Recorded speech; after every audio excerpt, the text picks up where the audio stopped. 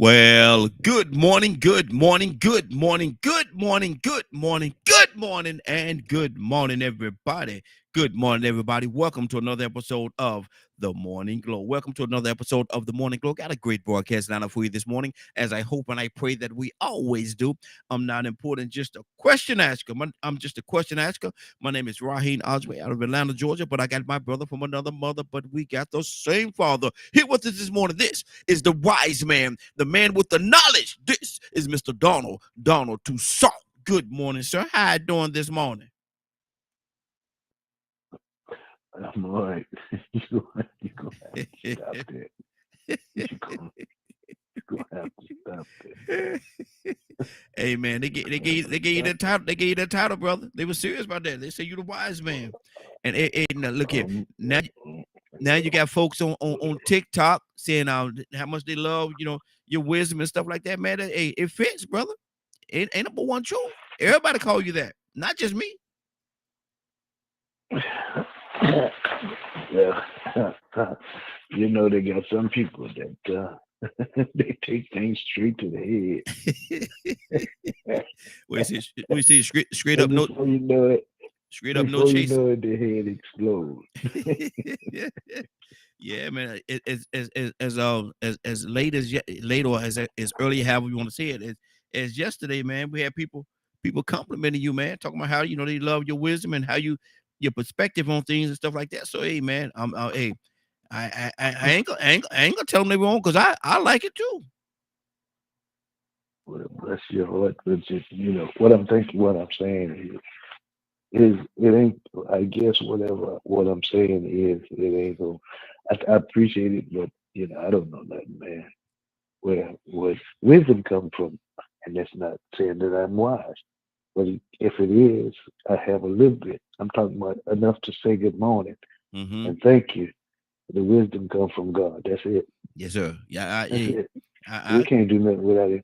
That's right. I That's what agree. it is. I agree 100, 100, Yeah. 100, not So 100, but 100, 110%. 100. 110%. I agree with you. Yes, sir. But that don't mean that we Yeah. We go to the root. go to the root with 100. Go to the root of it. Exactly. Exactly.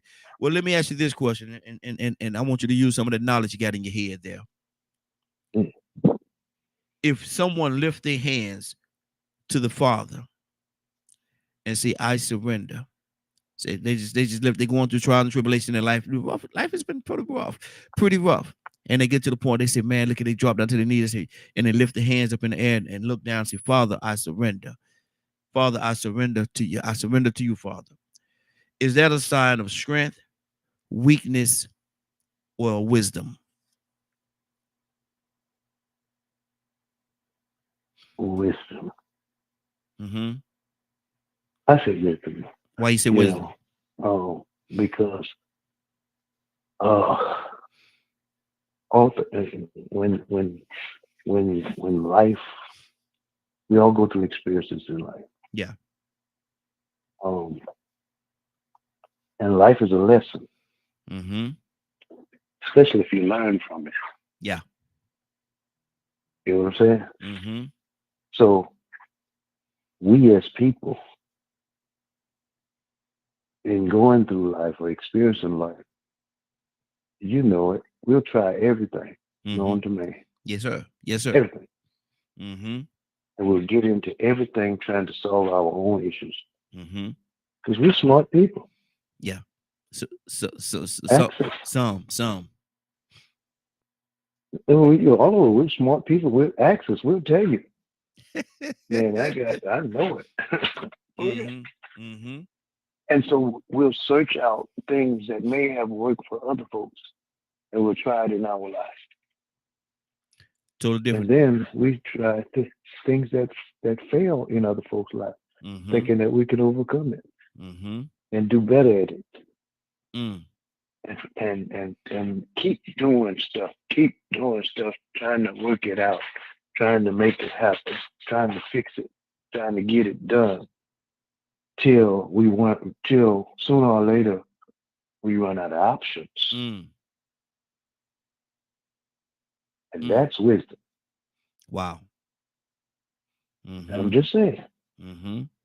when you figure you ain't smart enough, you don't know enough, you hadn't experienced enough, you hadn't done enough, you don't have enough, and anything else I can think of, and you say, okay, I surrender. Mm. How many times do you, You know, because you got people that surrender, got a pocket full of, and a bank account full of money, yeah. Yeah. and they can't fix it. Mm-hmm. Smart, wise, and they can do brain surgery. They can perform heart transplant. They build uh, great monuments. Mm-hmm. I thought about Nebuchadnezzar, man. Come on. You remember that dude? Yes, sir. Yes, sir.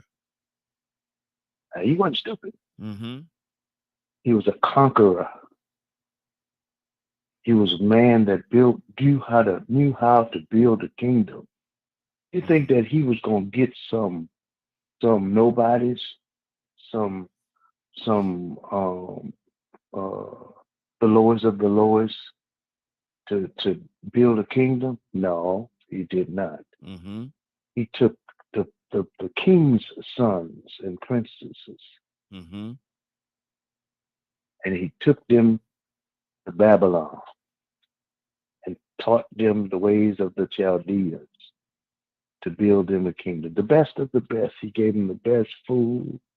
He gave them this, that, and the other thing. Live like the king. Yeah. Tell me Mm-hmm. when I'm wrong. Just saying. Yeah. No, no, no. But he You wanted ain't to build stepped a off king. yet. I'm a rush. I'm a rush where I'm going. Okay, I'm gonna get where I'm going. While I'm saying that. So Nebuchadnezzar gets to the point that and the prophet had to tell him, you know, there's a dream, and he dreamed about this great tree, and a voice come from heaven and says, cut down the tree and hew down the tree and leave the stump. We couldn't figure out what in the world his dream is all about. But Daniel had to tell him that dream is you, Mm. because you don't recognize God. Yeah. He said, Mm-hmm. but before a certain time, you're gonna be out there with eagle claws, eating grass like an ox. Mm. I don't Wow. know if that's passive or not, but he gets out of his comfort of his palace and he sits out on the balcony and he looks at Babylon and he says, oh boy, look at what I've done. Mm. This great Babylon that I built with my hands. And before you know it, he was out there like the prophet said. Yep. Yep. 6 years, 364 days. Mm. And he looks out and he says, God is an awesome God. Mm. He says what we say. I Yeah. surrender. Yeah. I surrender. Exactly. Mm-hmm. And that's the time the I light give came. it over. And that's the time the light came on. The light came on and he was restored. Mm-hmm. When we get to that point, there can't be nothing but wisdom. Yeah. How you gonna recognize a person that you don't know about? Mm-hmm. He had to hear about it because he tried to defy or go against the power of those that really trusted God. Mm-hmm. He said, well, you know what? I know Daniel's got a prayer life, but I wish he would pray again. Mm-hmm. Them three Hebrew boys. If they don't bow down to the music that I'm playing, I'm gonna throw them in the fire. Mm. So he had to have an experience with the God of gods. Yeah. He thought he was a God, Mm-hmm. but he actually wasn't. Mm-hmm. But he had to find out. He had to get the knowledge or wisdom that Daniel them had, Hananiah, Azariah, and Mishael. I don't like to call them Shadrach, Meshach, and Abednego because that was their slave name. Yeah. The pagan kings named them that. Mm-hmm. And Belteshazzar was Daniel. Mm-hmm. because it represented his gods. He's trying to make a name for himself. Come on. Yeah. Yeah. Sure You know how was. we do. Yep. That's how we do. Yeah, try to make a name for ourselves. We got people that try to make a name for themselves, and they try to they're gonna be the best drug dealer Mm-hmm. Mm-hmm. till they smoke up their products. Exactly. And in debt. And that too, sure is. Mm-hmm. But Till Tucson, we get to the point that you say, "Okay, I surrender." why do we have to? Why is it that a lot of people, I ain't gonna see everybody, but why is it a lot of people have to be in a dark room bumping into the walls before they surrender? Because we little gods. We want to be little gods. Mm. I don't have to be bright, but I ain't stupid. Yeah. Yeah. You know, we ponder this thing out when it says we are made in the image and in the likeness of God. Well, that'll swell your head Mm-hmm. Yeah. if you're not careful, Mm-hmm. because you get dissatisfied with being in His image and in His likeness and trying to be Him. Mm. You'll never take that step, brother. They got many have tried. Mm-hmm. Mm-hmm. Matter of fact, I would even say people try it every day. Yeah. Yeah. They've been trying it since the beginning of time. Got so Mm-hmm. arrogant. Yeah. There's a point in the time where they got so arrogant they wanted to build a tower to God, the Tower of Babel. Well, there you go. They wanted to We build a ain't tower. gonna, we ain't gonna, I'm gonna build we that don't tower because need I'm him going to up. get there. Yeah, yeah, I'm going up there with him. I'm going up Yeah. there with him. I'm gonna build this tower, and it's gonna send me all the way up there, and I'm gonna be with him. Cocky Yeah. and arrogant. And we're capable of doing it. Mm-hmm. Mm-hmm. If you heard what I said, Come on. we're capable of doing Yeah. it. I don't know if we're capable of doing that, but God had to stop him. Mm-hmm. Mm-hmm. Mm-hmm. He said there'll be nothing. They're unified. Mm-hmm. All right. Go ahead. Yeah.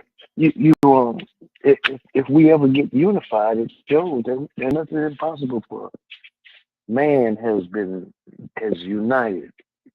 We got to go down because there'll be nothing impossible. I'm not trying to quote it, but it's in there.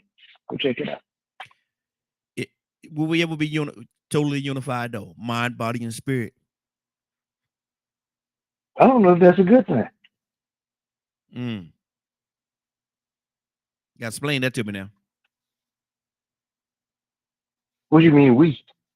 Mankind? Yes, sir. We tried it right at Babel. Mm-hmm. But look at what we did. He had to make us dysfunctional Mm-hmm. and not able to communicate with each other like we can. When we really can get to the point that we really, man, I'm talking about this flesh, man, try to communicate with itself according to the flesh, we'll be jacked up, man, because all of our hearts are evil. Yeah. We have evil intent. Mm. I don't care how much Holy Ghost folks talk about. I'm just saying, I know the power of the Holy Ghost, but I'm talking about this war that man got in his flesh. Tucson, I got a question He's for you. evil. I got a question for you, and you just sparked this question in me. God is forever, always, today and tomorrow, and forever gonna be the same. But have the way we worship Him changed over time? So what now? God is gonna always be the same. God is gonna always be the same Mhm. today, tomorrow, and forever. He'll never change. God will never change. But have the way we as human beings worshipped Him changed?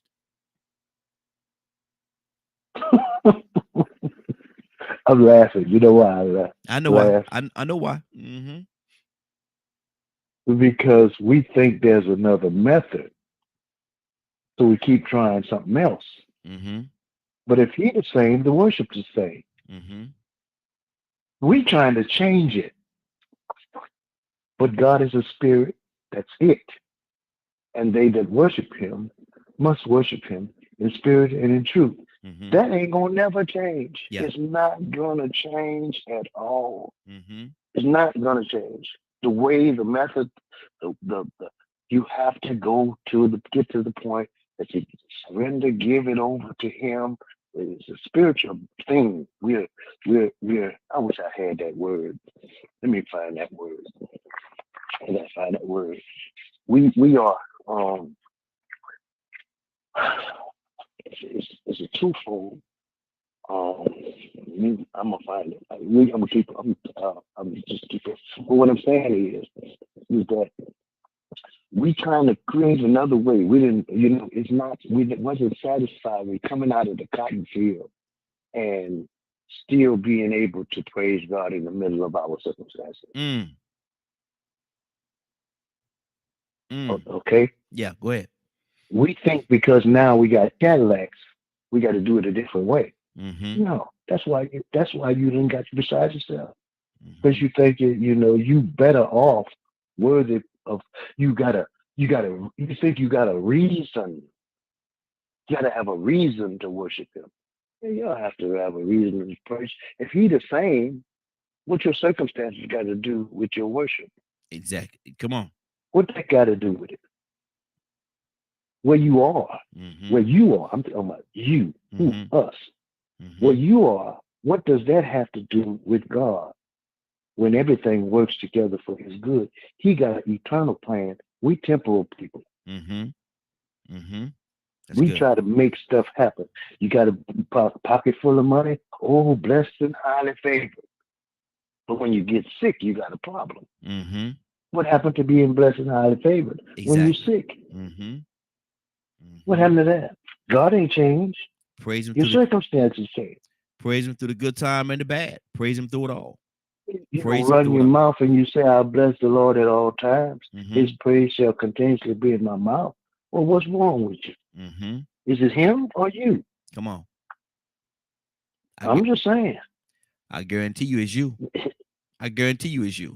I guarantee you. Mm-hmm. But I like to say this when the mutiny came in heaven with Lucifer and his fallen angels, the fallen angels. Um, let me ask a question. I know you're the question asking, Mm-hmm. Go ahead. but did heaven stop being dysfunctional because when they got cast out? No. Heaven was still heaven. Did heaven miss a beat? No. Heaven was still heaven. God Heaven was was still still. God. Mm-hmm. God is still God too. Mm-hmm. They ain't changed a bit. Mm-hmm. But you said something He that's very started raising hell in the garden. yep. Yep. Is the garden still intact? Mm-hmm. You said something that was very interesting when you said that a lot of time people get their Cadillacs or fancy homes and stuff like that and feel as though they don't need them anymore. See, a lot of time people worship and praise God for what's in his hand and not for who he is. And that's where I think what the problem is. We want what's in his hand, but we don't want to praise him for who he is. Because we're smart. Mm-hmm. Ask us. We'll tell you. We're Yeah. smart. Mm-hmm. Yeah. Yeah. Ask us. We got an answer for you. Every time. We'll even admit we're brilliant. Mm-hmm. We'll tell God we're brilliant. Yeah. Mm-hmm. Mm-hmm. I'm telling you. The, Just saying. oh, you're gonna tell the very one that Uh, made you who you are. yeah, Mm. man, look, we'll look in the mirror and we know we got wax in our eyes. Walk away from it and forget about it. Mm-hmm. Then we say we got it going on. Looking at people through them dirty eyes. Y'all be shaming yourself. Mm-hmm. Boy, I said something that time too, son. I put look, something out there. I threw something out there. I heard you. Mm-hmm. I heard you. Mm-hmm. Sure did. Yes, sir. I Yes, sir. heard you. Look, You know, I we heard you that shot. time. I heard you that time. I heard you. I heard you. I That's heard you. I'm gonna go real country. I heard you. I heard you. Yes, sir. I heard you. Let me ask you this question too, Look my son. book. Let me ask you this question right here. Why is it in this society in which we live in here in the United States of America? It may not be like that all over the world, but I think it might be. Why is it that if two people have a child or with a child and they separate, married or single, married or boyfriend, girlfriend, or whatever? Oh, excuse me, oh Jesus, and they have a child. Why did the system automatically give the child to the mother?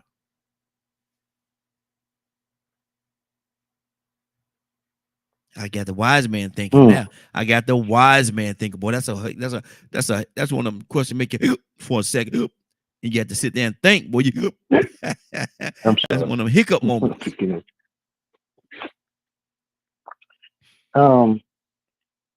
She's the nurturer.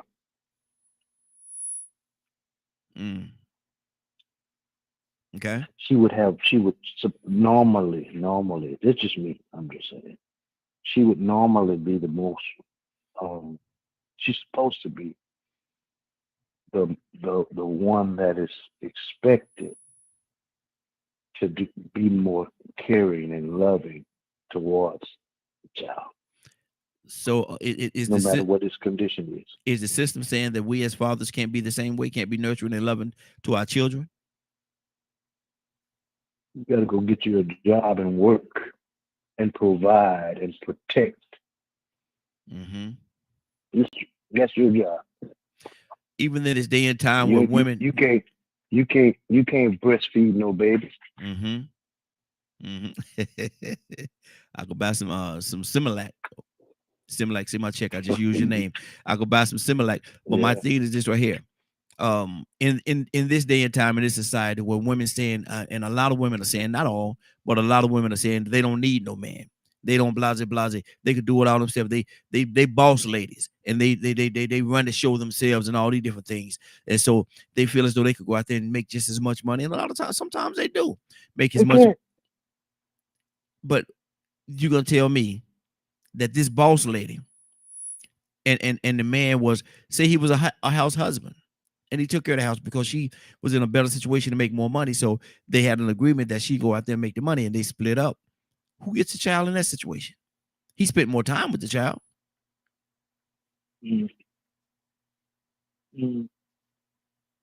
Or are they gonna say, look here, you've been leeching off this woman for so long. Go out there and get you a job, man. She gonna keep this child, and you're gonna go out there and get you a job, and you're gonna work because you the man. You supposed to be working. Society has drawn a picture. Is society wrong?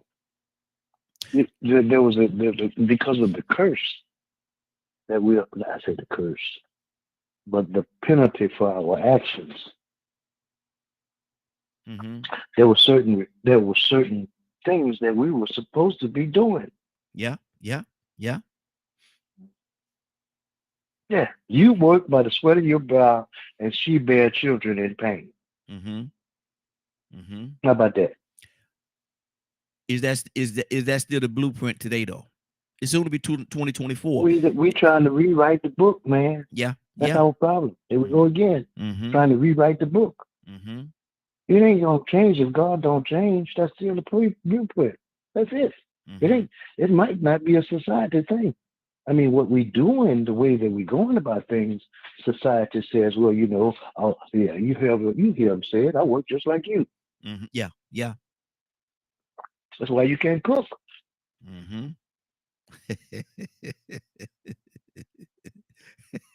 Wow. Now, Tucson, you ain't telling them to be barefoot and pregnant in that kitchen. Get in that kitchen and cook me something to eat, woman. I didn't say that. I didn't say that. I know you didn't say that. I'm clarifying it for you for the listeners. But what I'm saying is I understand you cooking. I mean, you working. I understand that. But at the end of the day, let's get in the kitchen and try to get something to eat. So we're still going to eat. I help you cook. I probably might be able to be, I season the food just, to the point that at least it'd be edible. so Yeah. I can help you. I'll wash some dishes. He But said, don't you get out for work and lay down and think the household gonna be all right. It mm-hmm. don't make no sense. Yeah, yeah, yeah. 50892. So Go ahead. I'm sorry. Go ahead. no, I'm just go ahead and call your number out. I'm sorry. 508-924-3521. 508-924-3521. We got a caller from a number I don't recognize. 404 area code. What's your name? Where you calling from? Cassandra Green, Good. Charleston, South Carolina. Good morning, young lady. How you doing this morning? Good morning. Cassandra, I'm asking a question this morning. Society being as society is, and I'm glad that you're on, because you can answer this question from a female standpoint. Sometimes you do, sometimes you don't. But anyway, why is it if a couple is together, married or boyfriend or girlfriend or whatever, or but in the course of that they have a child or have children, a couple of children, right? And they run into hard times and they want to split up. Why does society automatically 9 times out of 10 give the child or the children to the mother?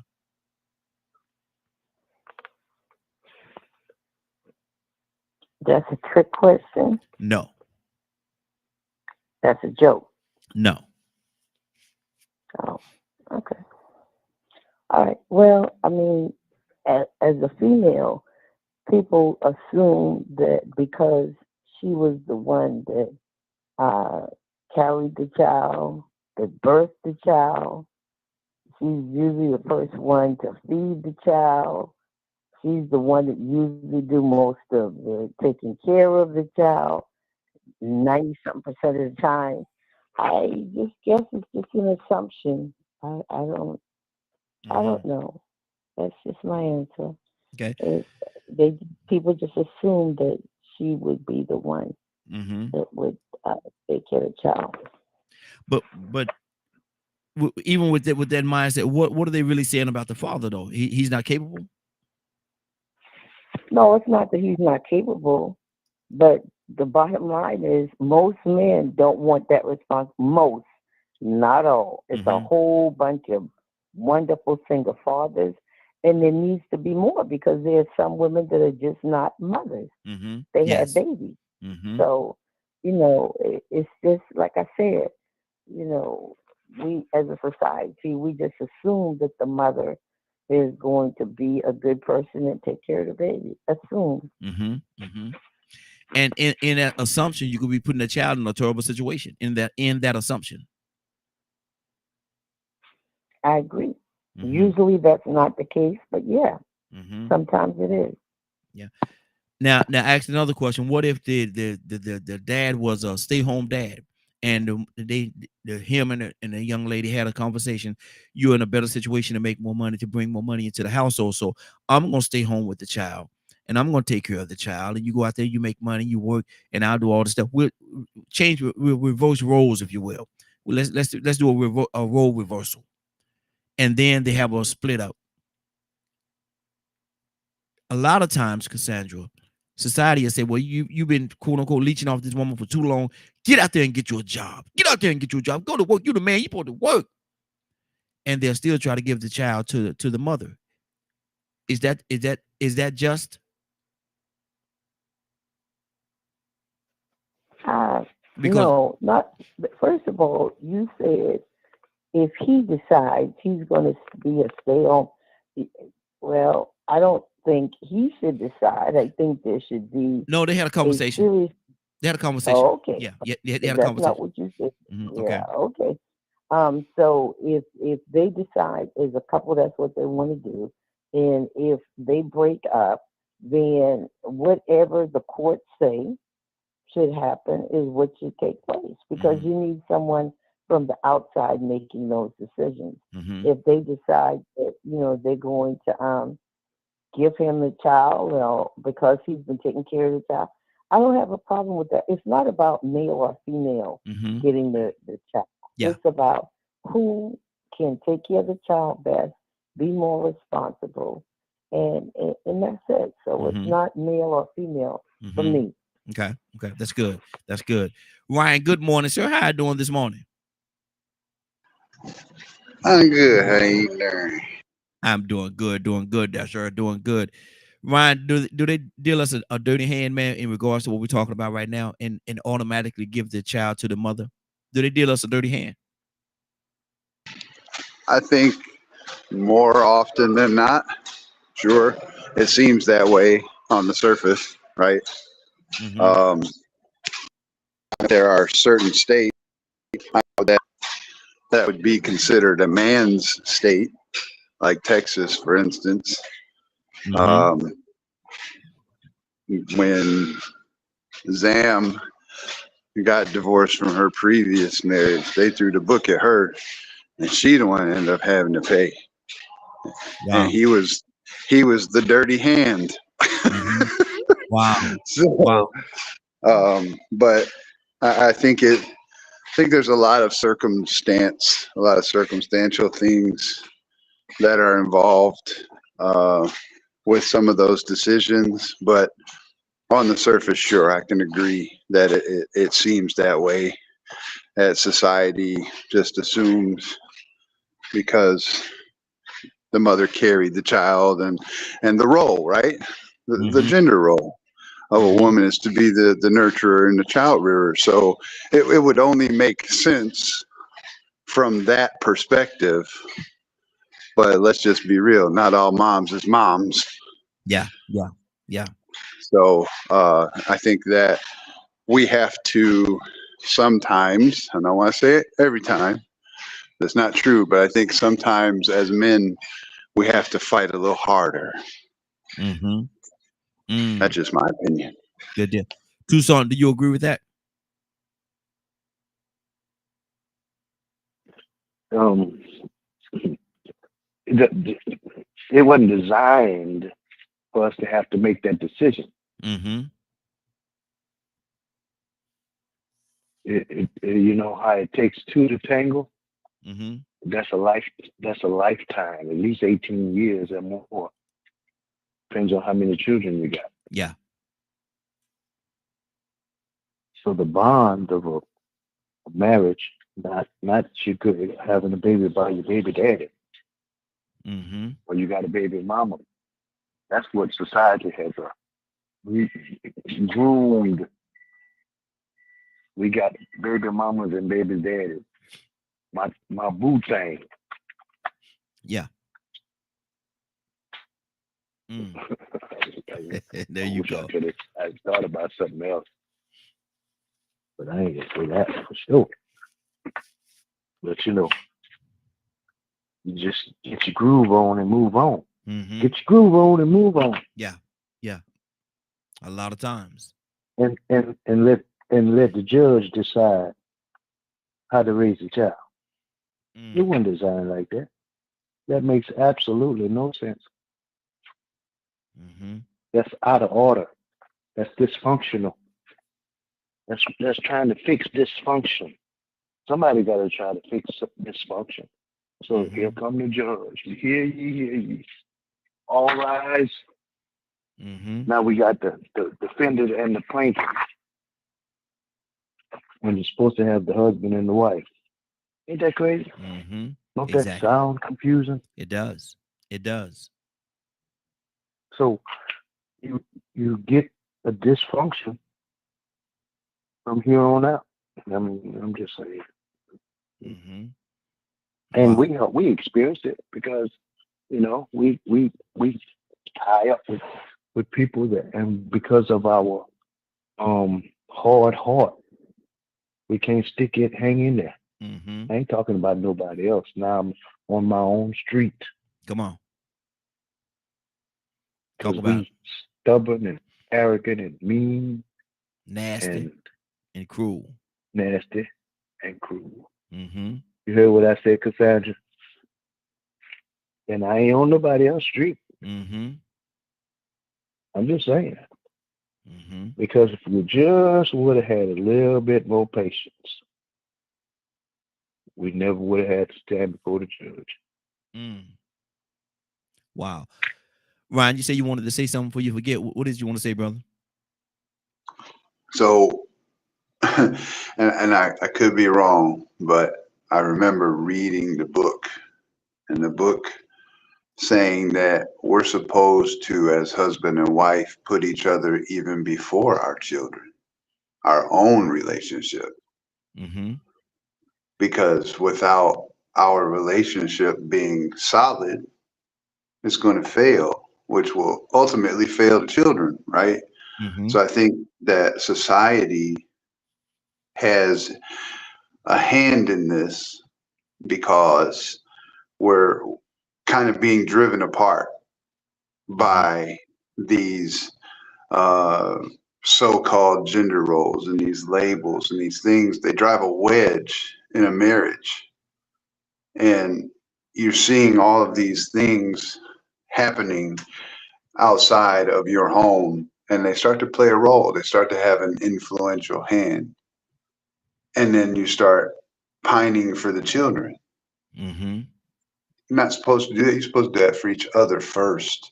That's not to say that your children are supposed to be put to the side, but you're supposed to pick up your significant other above all things. And then together you do with the children. And just for the listeners that may have misconstrued a little bit about what he said, he's not talking about neglecting your children. That's not what he's talking about. He's talking about the structure of the family. We're going to talk about the family in a little bit, but right now I want to go to Cassandra. Cassandra, what do you say to that? Should the couple, husband and wife, put themselves first before the kids and then bring the kids along with them, or is there another way that it should be done? Yeah, no, that's the way it should be done. But once again, and I'm always the bad one. Here we go. Uh, I I don't think gender plays a part in that. Mm-hmm. That's just a personal opinion because I've seen same sex couples take care of children much better, and Yeah. children are much happier than male female couples. So Mm-hmm. I'm on a whole different thing with that than most of my panelists here. So I've seen firsthand. So we can I don't think that has to. I don't know. Okay, I'm gonna leave that right here. Mm-hmm. Mm-hmm. Cassandra, I'm gonna ask you a very unfair question because I know who you are and where you stand on this. But I'm gonna ask you a question. I'm the question asker. So today Friday. So give me a little leeway. No, because I'm gonna start cursing when you say something. So go ahead. I know. I'm gonna say two of them. Two. I'm gonna say two of them real quick. You know No, what? I'm not. We gonna give you a pass today, Friday, and Christmas about to be in a couple of days. We're gonna give you three. We're gonna let you do three this morning. We're gonna let you do three. But no. What if the relationship is my two dads relationship and they've adopted a child? Both, how do you decide? How does one decide who gets that child at that particular time? Both of them are working. The same way you do with the male and female. I don't get it. It's who takes care of the child better. Mm-hmm. It's about the child. So Mm-hmm. I don't see. Like I said, I don't see. It's just whoever takes care of the child better. Mm-hmm. Okay. That's who should have the child. That's my opinion. Whoever takes care of the child better. Okay. Good. There are some wonderful LGBTQ couples that I know that are they're amazing people. They're much nicer than people who say they saved. Mm-hmm. So Wow. I'm gonna leave that right there. Wow. Okay. Let me go to Ryan. I'm gonna go to Tucson because Tucson jumping up and down over there. So Ryan, what's on your heart?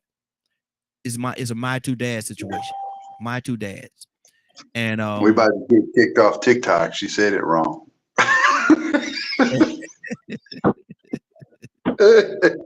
We'll forgive her. She's still waking up. oh, there you go. There you go. Thank you, Ryan. Thank you, Ryan. I got nothing but love for you. Exactly. What do you do in that situation? My two dads, and they got the child. Both fathers, if you will, both fathers are working, but they decided, we can't continue this relationship. We have to go our separate ways. Is that a little? Does that make it a little more tricky? Is it trickier? Trickier, I guess that's a word. Is that more tricky than I don't even want to say normal situation, I guess, you know, because it may sound a little disrespectful to some people if I say that, but the average situation. See, I tend to agree with Cassandra in that regard. Like, right, it's whoever takes care of the child best. But Mhm. I think, and she's gonna get mad at me, probably cuss, but I think that the starting point of that is where you suscept the children to harm. Like, take for instance my sisters. They're both mixed, Mm-hmm. and when they were going through school, I've told the story before. They would come home and ask me where they fit in. Mm-hmm. You got white folks calling them bad names. You got black folks calling them bad names because they're both, Mm-hmm. right. It wasn't as maybe common as it is now, right, to have interracial uh, children. But look at the perspective of a child going to school and having to explain they got two moms and two dads. Mm-hmm. And who is that? Well, that's my dad and my dad. Or that's my mom and my mom, right? I'm not trying to be disrespectful, but what I'm trying to lighten or cast a light on is what that child has to go through in that scenario. Mm-hmm.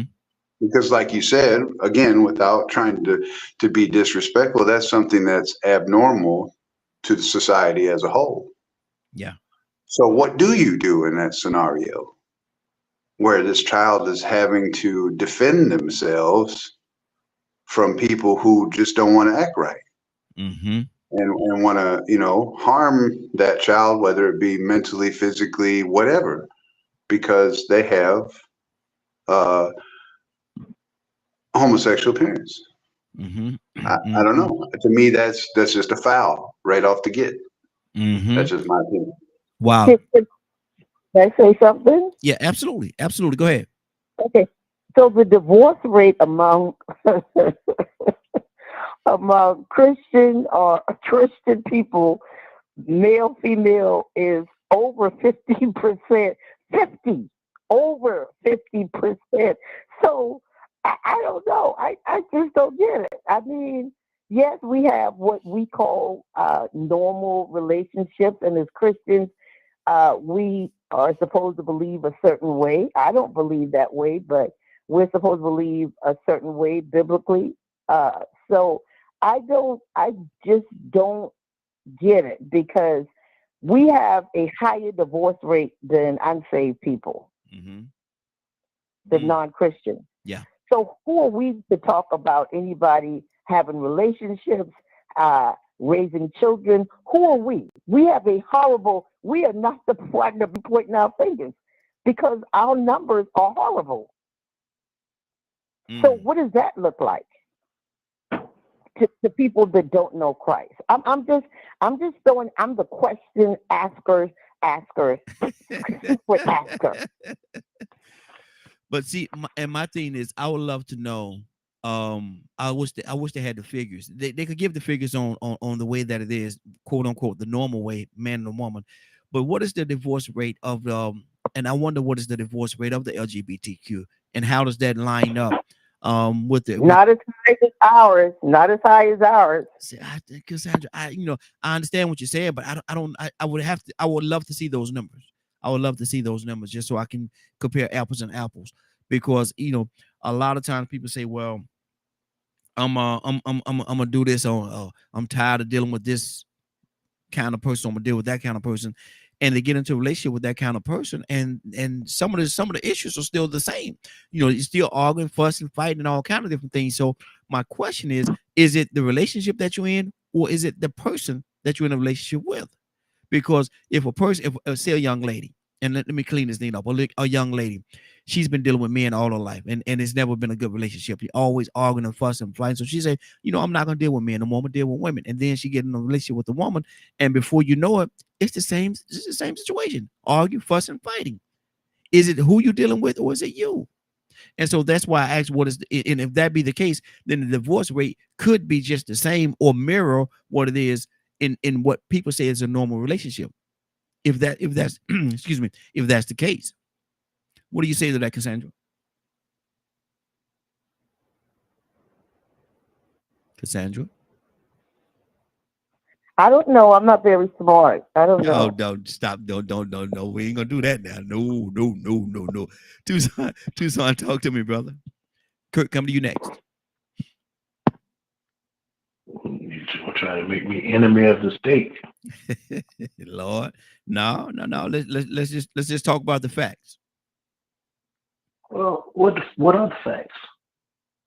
I mean, when you want to justify or make things okay, or to point out that things are better and compare it to Christianity. And that's not the pattern. It's godliness and righteousness Mm-hmm. and morals and values. It's people. It's not black, it's not white, it's not Muslim, it's not Christian. It's people. Is seeking a divine will and a purpose for mankind. Not what you want. Not trying to make yourself better than the next person. You compare yourself to yourself, and you ain't getting nowhere. Mm. Every time every time I compare myself to another man, I'm already off track. Mm-hmm. Because I can be better than somebody else, and I can be worse than somebody else. But I don't fall short of the glory of God. That's the one that we look to. That's the author and the finisher. That's the beginning, that's the end, that's the first, that's the last. Before when you started, he's here, and when you leave here, he's here. And you can say what you want, you can be what you want, everything, everywhere in between. But if you compare yourself, I don't care if you straight, gay, whatever it is, it's just people Mm-hmm. are jacked up, and they trying to fix it to make themselves look better than somebody else. Yeah.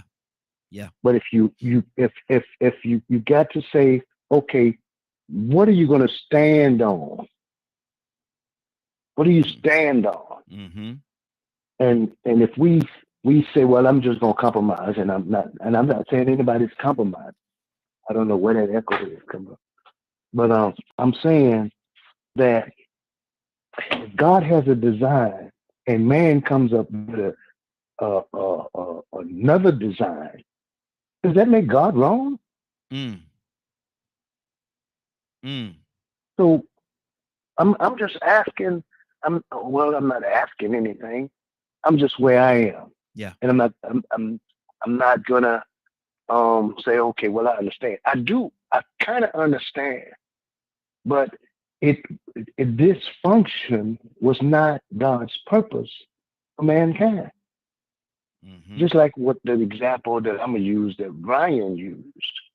We were, even Israel. Let me throw Israel out there like this, because they said, don't marry out of, don't do that. Don't go over there and marry them Moabites and them Girgashites and all that. Don't do it. Mm-hmm. And it's just me saying it because I'm almost out of time. It's just going to cause you some problems. Yeah. Because that wasn't the design Mm-hmm. that God wanted for your life.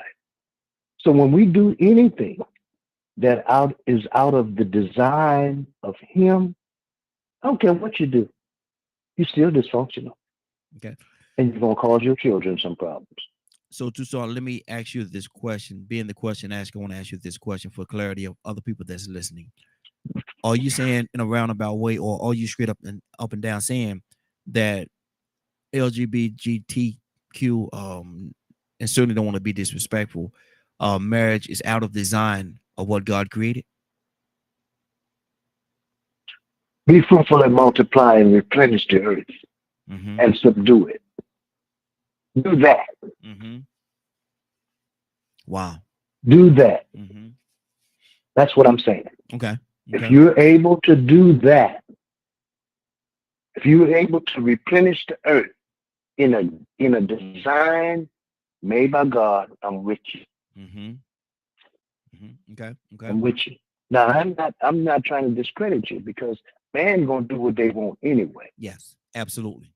We love each other. We care for each other. You can be human. You can be a good person, loving person, the best person in the world where you are. But if everybody has to repent of their ways,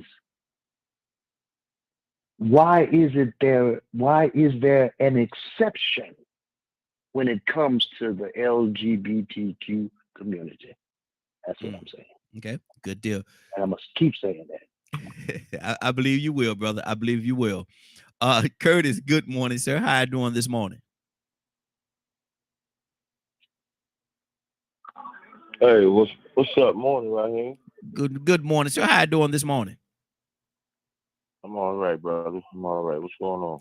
Well, the initial question that I asked was why is it that when a couple is together, husband and wife, boyfriend, girlfriend, whatever the case, and they have a child, and they decided they want to split up, why is it that the system automatically 9 times out of 10, 9.5 out of 10, almost 10 out of 10, give the child to the mother instead of the father? Why do you say that is? That's because most of the time, I mean, I'm just going to state my opinion. Most of the time, the laws and the way that things are made is governed by a very male-dominated society. Mm-hmm. Oh, it ain't nothing after that, Raheem. That's just what it is. If it's male-dominated, why won't? If it's that way, then it's leaning a certain way. So why don't they give the child to the dad if it's male-dominated and it's led by men? Because the man most of the time, Raheem, you don't want to say it. The man most of the time don't want to deal with raising no kids. Mm-hmm. He'll discipline the kids all day, but he don't want to raise them kids. Mm-hmm. Wow. Okay. You know, society says the woman should be at home, barefoot, pregnant, or in the kitchen. Mm-hmm. There's still a large group of men that still believe that, man. Yeah. And yeah, unfortunately, you know, I mean, you just look at what you got in the halls of Congress right now. Mm-hmm. You know what I mean?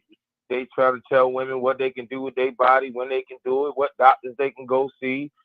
What they gonna tell them next? How many kids they can have? What? China's doing that now. Yeah, China been doing it for a while. Yeah. You see how it worked out for them. They hurting right now. Mm-hmm. Mm-hmm. Exactly. They done had a bunch of women. They done had a bunch of kids, a bunch of women. Now they don't have enough. They don't have enough men. Mm-hmm.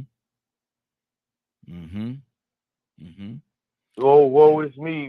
Our male population is dying out or dying down. Well, you know what? You shouldn't have went into these people's bedrooms and told these people what they can and can't do, how many kids they can and can't have, and not to mention you killed a bunch of kids because the people went against your law. So,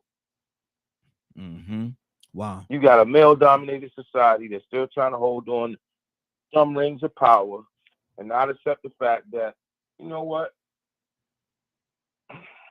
you gonna do without a woman, man? If every woman woke up today or tomorrow and decided not to give up no more nookie, man, what you think will happen to the world? It'll be what is it? It'll be a big bang. it'll be a big bang. Yes, sir. It'll be a big bang. But let me ask you this same question, Curtis. Yeah, I know. Let me ask you this question, Curtis. If say if it was a situation like my two dads, and both of them are working, but they have a child, but they decide that, you know what, this relationship ain't where I want to be right now. How does the system decide which one gets the child? Two men, both of them working. How does they probably decide that? That's when what you're talking about probably kick in. Mm-hmm. That's when they determine who has the financial leverage, and you have to account for who is the better parent. Mm-hmm. That's when what you're talking about actually kicks in. That's when that rule applies. How does one determine outside looking in who's the better parent? Because the system don't know these people. A lot of times they'll ask the kid. If the kid is old enough to talk, they'll ask that kid, who do you want to be with? That kid will come out and say, I want to be with Joe. Okay, well, what does Joe's financial situation look like? Is he capable of taking care of this kid? Or he might not be financially capable, but Jim is. So that's when they'll get a kid to Joe and make Jim pay child support and alimony.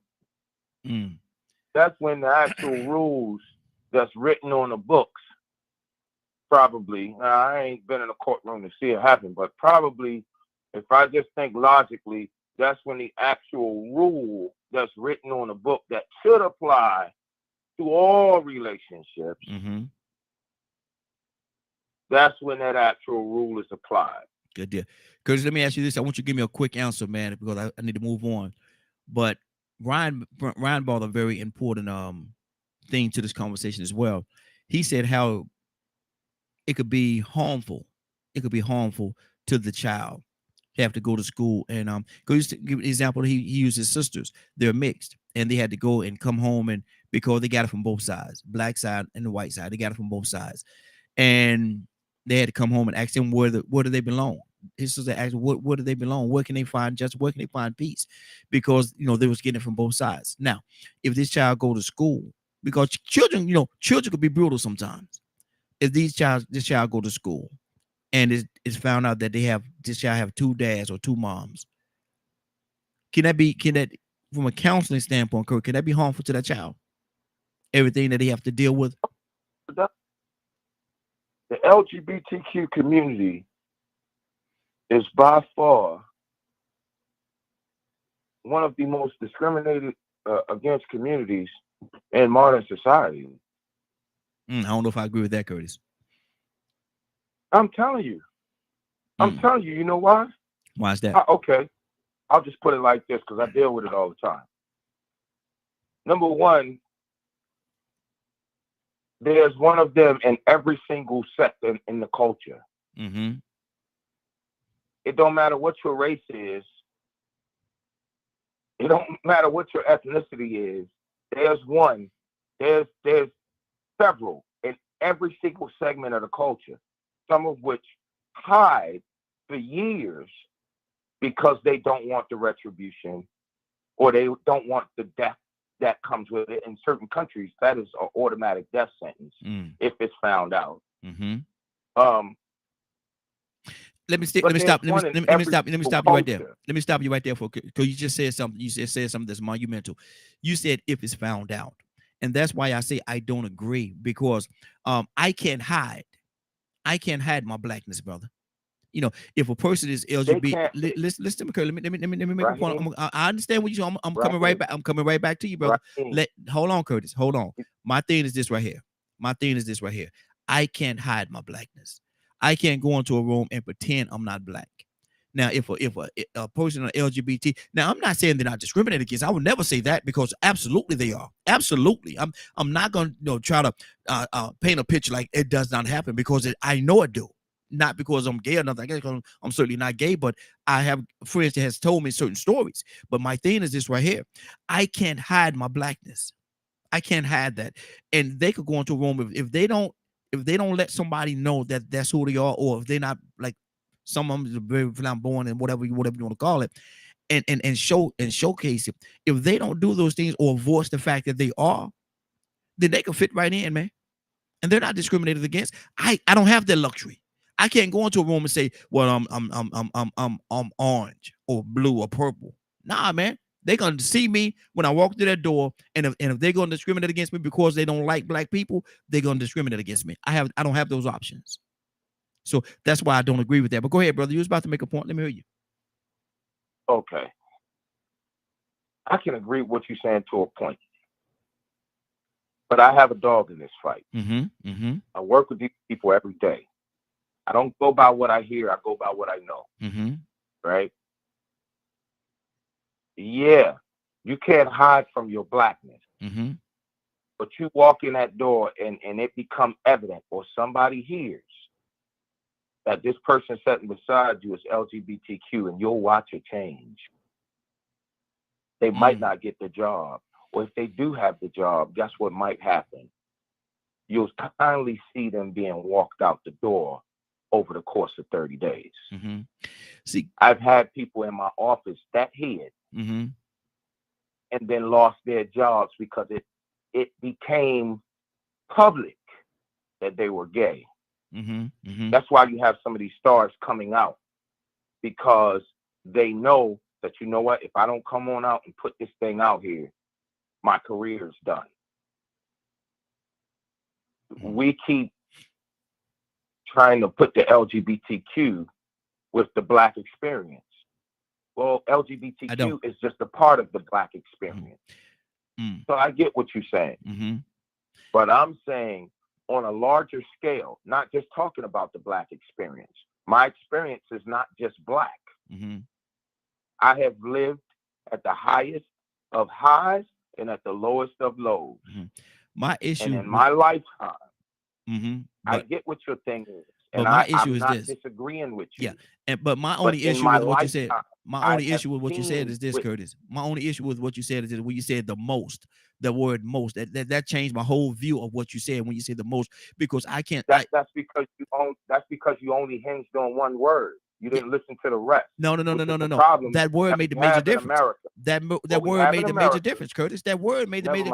No. You're gonna see it the way you want to see it. I'm gonna see it the way I want to see it, and that's just how it is. Okay, but my thing is this right here though, and when you say the most, it's like you comparing that against everybody else, and I could agree with what you said. We're not gonna agree with this, and that's fine. But my thing is this. From where I'm standing, my vantage point, where I'm standing on what I'm saying is this: I can't say that they're the most.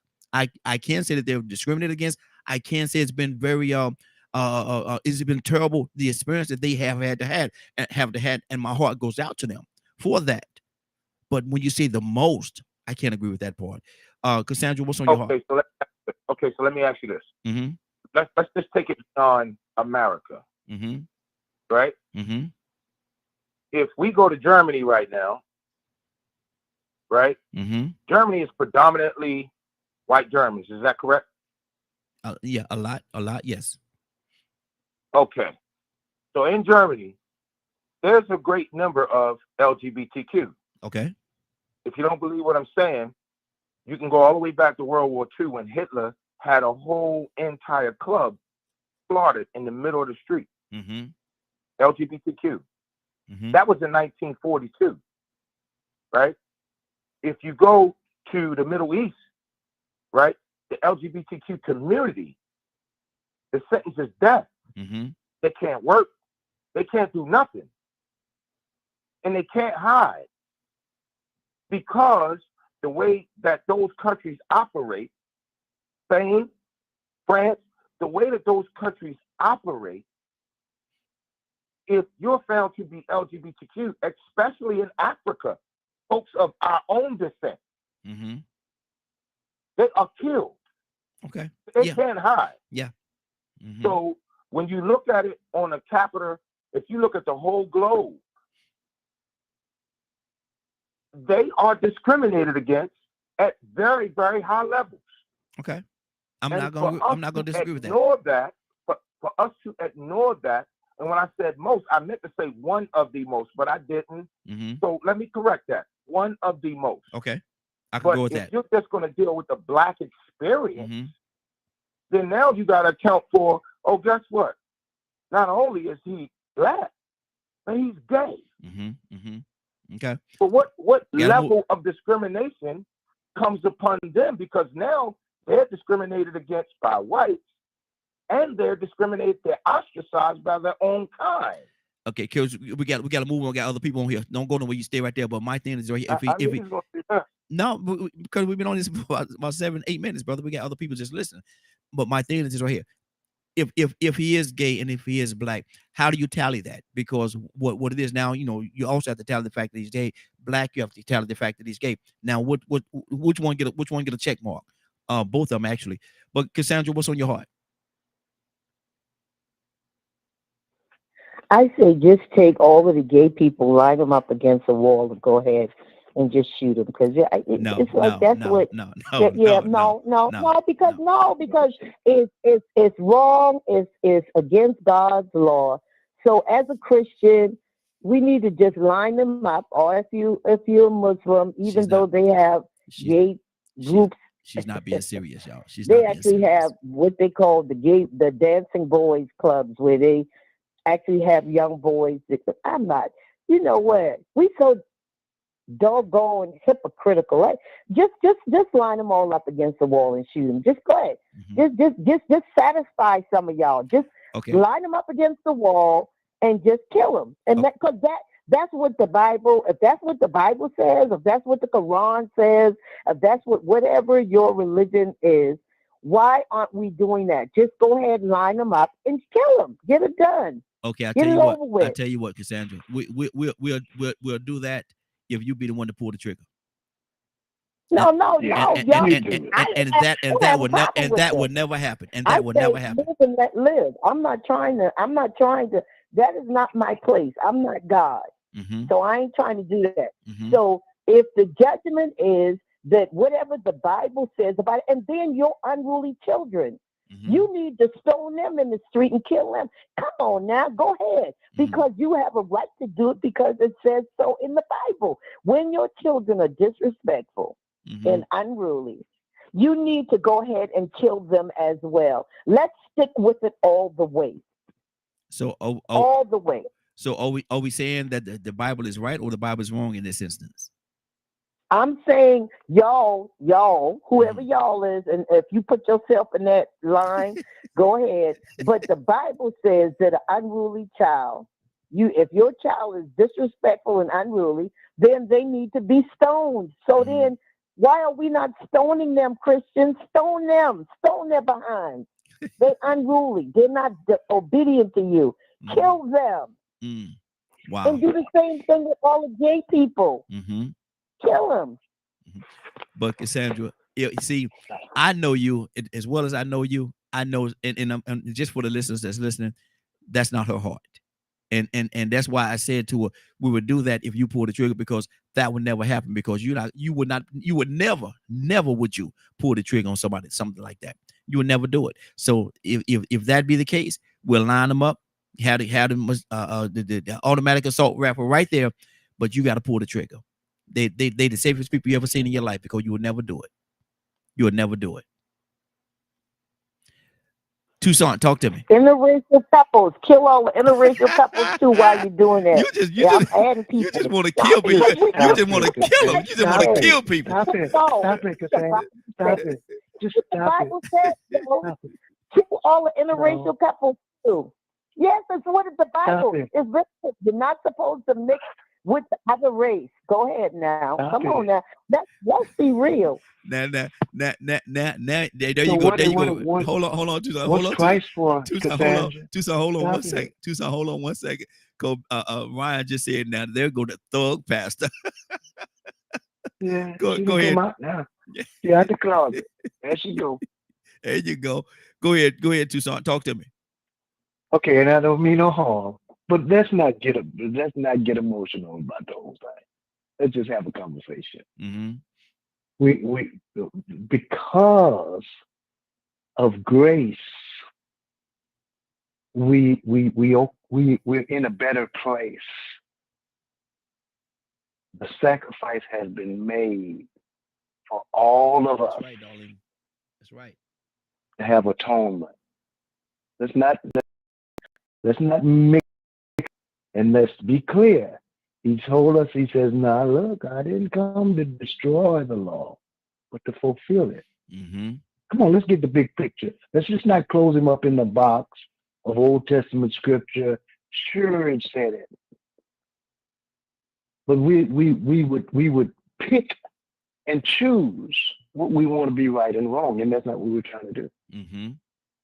And that's not what I'm saying when I'm saying I'm going to stand my ground, because I'm saying that everybody on the face of the earth can repent of their ways, but certain groups of people that feel like if you mention my sin, you're a hater.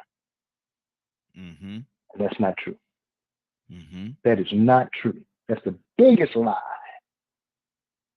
That you want to you say we're the most and I hear you, Curtis, and I believe you. I believe you because if a black great gay man, homosexual man, would have a job, and a black straight man would have a job, it's more possible that they would probably terminate the gay man.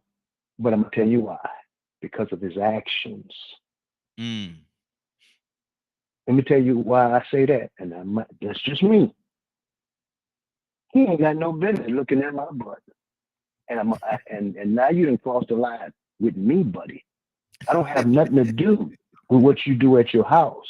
But I'm not a pastor preacher on my job. I can't bring that to work.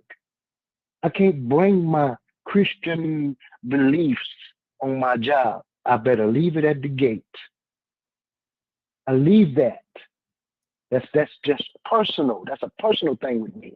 That ain't got nothing to do with me building chips. Nothing. Absolutely nothing. And if I walk up to my supervisor and say, you kind of cute. Oh Lord. What? Let me just throw something out. Let me throw something out at you. Let me just throw something out at you. And let's see how this works out. Now I'm normal almost out of time. Mm-hmm. But it'll be normal for me to say, I'm not normal. I guess that's the wrong word. I'm sorry. That's the wrong word. Cassandra, I like you. But I like Ryan too. Oh Lord. Oh, why did you say that? Why did you say that? Why did you say that? Oh Lord. Why did you say, oh Lord, when I said I like Ryan, but you didn't say it when I said I like Cassandra? Programming. Why did you do that? About programming and Are you biased? Are you prejudiced? Are you discriminating? In that instance, I will have to. If I'm gonna be honest, if I'm gonna be totally honest and transparent, in that instance, I have to say yes.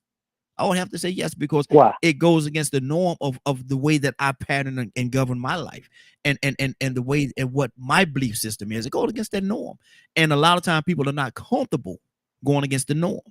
It makes them feel different. Well, let me throw something else out. I know I'm out of time, but I'm gonna just ask: what if? And I wish she was on. I wonder what would be the approach if, and I don't mean no harm. I'm just throwing it out there for free. I wonder if Cassandra say, "Hey, Will, hey, hey, Will, Lord Jesus." It's because I'm white. That's why. Oh Lord. Oh, that's it. Now it's because you're white. Okay, that has a lot to do with it, huh? Lord. Lord. Okay. Oh, Ryan, what are you hearing right now, brother? Talk to me. I'm hearing a lot of conversation. A lot of laughs and giggles, but I mean, he got a point, right? It's against the norm. You got a point too. It's against the norm, but it's against the norm for us because we older. Mm-hmm. You know what I'm saying? Like people coming up now in their 20s and younger, they think all of this is normal because it's being pressed upon them. Mm-hmm. It's an everyday thing that they have to deal with. And I'm just being real, just being me. You know who I am. But when you was coming up and when I was coming up, how many homosexual black men did you see in the community? Not a lot. Oh, okay, thank you. I was waiting. That wasn't a rhetorical question. Facts. Yeah. Mm-hmm. And if you was that way, something happened to you. Mm-hmm. Or what's wrong with you, man? Somebody pulled you aside. It was more normal for white folks to be that way. But it's been that way since the Greeks, the Romans, right? But Mhm. it was never straight, and my history could be wrong, somebody could correct me, but it was never straight man on man. It was Mm. orgies and everything was fair game. You know what Mhm. I'm saying? Didn't matter. They didn't have any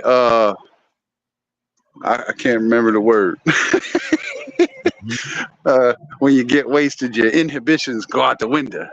If Yeah. I think that's the term. But and Mm. that's what they was doing. They was always partying, getting drunk. That's Mm. what happened to Sodom and Gomorrah, if I remember correctly. That's what the book say. Mhm. So a lot, and this is why I harp on this a lot. A lot of this is programming, Yep. That's replacing what I said flags earlier. with other flags. Yep. That's what I said earlier. Yep. Programming. Yep. Yeah, Mm. putting TV commercials out there. Every commercial you see on Netflix now has a same-sex couple. Mhm. It's like, okay, we get it. You here. We don't need to be force-fed this every day. Mhm. It's having an effect on the kids. And that's why, another reason why I made the point I did earlier. It's harmful. It is, because it makes them question themselves. Questions that they shouldn't have to ask themselves or be a part of conversations because they're just normal kids. They're kids. Mhm. They shouldn't have to rationalize this stuff. Their brain can't handle it. It's not meant for these questions. Mhm. Good It's kid. really subliminal messaging. Mhm. Curtis, what do you say to that? Curtis, Yeah. what's on your heart, brother? What do you Yeah, I'm say? right. What do you say? Ryan just made put a few points out there, man. How do you feel about the points he made? Do you agree, disagree, or where's your heart on it? This points are very valid, but I also say this. Was we thinking the same way when all of a sudden you started seeing biracial couples on TV, May have on been, commercials? may have been, may Was have you been, thinking may have. I the can't, I same can't, way? I can't say. But some people, well, I can't say this. Some people did not like it. The quote unquote Archie Bunkers of the world had a huge problem with it. Okay, was you thinking the same way when you seen a bunch of single black females on commercials? Was you thinking the same way I don't think they pushed it. when I don't think they pushed it as that, the that, same. that's, that narrative was pushed for a very small minute, especially in the 80s? Yeah, some more men, You would see exactly. commercials and you see a black woman with her kids, but you would never see no man. Mm-hmm. That is a symbolism of a single black female. Mm-hmm. And every once in a while, you will see it even to today.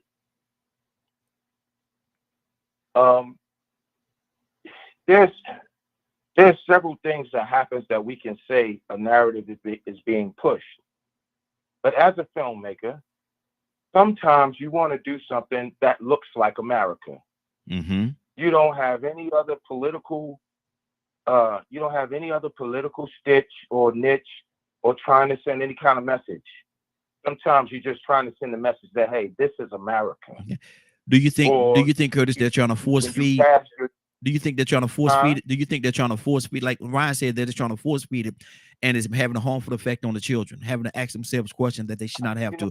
Do you think? I don't know what to think, man. I'm gonna stay out of that Mm-hmm. because, like I said, I got a dog in that fight. Yeah. And what ain't gonna happen is I'm not gonna speak against my son. No. I'm not gonna do that. No. All right. Don't want you to. But I do have another question. I have a question. Okay. Why is it that every time we talk about the LGBTQ community, and it's not just us, I hear it all the time. Mm-hmm. Every time you talk about the LGBTQ community, we talk about them as if they're not Christians. I never say that. Or we talk about them as if they are other. Mm-hmm. I never said that. I never said that at all. No, listen to what I'm saying. Mm-hmm. Okay. We talk about them as if they are. Mm-hmm. I didn't say any specific person said it. said that they are different, but the talk, if you're listening to our conversation, it says that somebody could interpret our conversation as they are not true believers. Okay. But Okay. the last I remember, a sin is a sin. Mm-hmm. A sin in thought is a sin in deed. So if you thought about something sinful, you did it. Mm-hmm. Last time I remember being taught, ain't no one sin greater than the other. Mm-hmm. So my question is, when it comes to the whole sinful aspect of whatever we got going on in our lives, why do we have a tendency to look at certain sins and say, "Oh, that sin is worse than another"? Mm-hmm. We all sin and fall short the glory of God. Every Absolutely. single one of us. Absolutely. Absolutely. Every day. Yeah. That's true. That's true. You know, so when we get on the LGBTQ community, sometimes I personally feel like we're attacking them. Mm. And that's just me. I'm not always right. Mm-hmm. But I'm not going to sit here and allow for anybody to be attacked. It's just like I know a lot of things that white folks have done to black folks that, you know, at any given minute, I could turn a naked eye and say, you know what, I didn't see that boy just punch that white boy in his face for no apparent reason. But that ain't the person God made me. Mm-hmm. Mm-hmm. You know, hey, hold on, man, what is you doing? Mm-hmm. No, man, that boy ain't done nothing to you. Leave him alone. Leave him alone That's now. what we mean. If we gonna go there, then me and you, we can go and put these hands to work. But leave him alone. He ain't done nothing to nobody. That's who God made me. Mm-hmm. Mm-hmm. But all at the same time, man, like I just feel like sometimes the LGBTQ community is the easiest community to beat up on. Because on all sides of the spectrum, you got those who just don't agree with it. And my thing is this right here. That's just how I feel. And I saw somebody say the other day, man, in my community, bullies get bullied. And so I don't think it's right or just to bully anybody or to mistreat anybody. Everybody has a human right to be treated, the golden rule, treat others as you want to be treated. And so to say that they're getting beat up on or something like that, that's certainly not my intention. If it come across that way, I do apologize for the way that it's being received, but that's not the way that we're putting it. That's not the way I'm intending for it to be put out there. I want to have the conversation. I want to have the dialogue, and I want to be able to talk about this thing openly and honestly. And I think that's what we're doing right now. Cassandra, what's on your heart? Yeah. I don't know. Because yeah. Mm-hmm.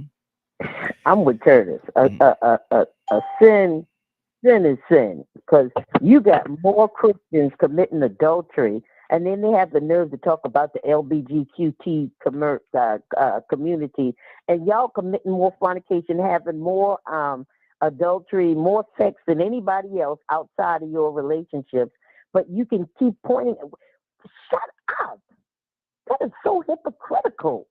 Stop it. Mm-hmm. How can you point at another man? The Bible says you pointing at the splinter in somebody else's eye. You got a whole tree trunk in yours. You're doing all kind of stuff.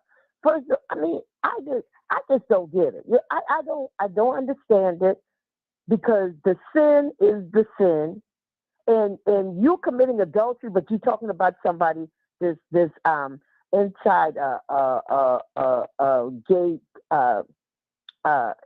man. I just can't, because to me it's just too hypocritical. Mm-hmm. Mm-hmm. It's just too much. Okay, and then Cassandra, And our community, the Christian community, is horrible when it comes to relationships. mm-hmm. Every time you turn around, somebody being put on blast for sleeping around, for doing, and then we got the nerve to be pointing at somebody else when we jacked up. Mm-hmm. Are you kidding me? That's a hypocrite. Okay. We got to stop it. Good deal. Let me ask you And this then we question. wonder why people don't want to be Christians. Mhm. That's why, because we're a bunch of hypocrites.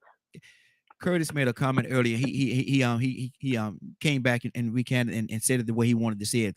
But the way that he said it the first time, I want to ask you that question. Do you think the LGBTQ community is the most discriminated community out there?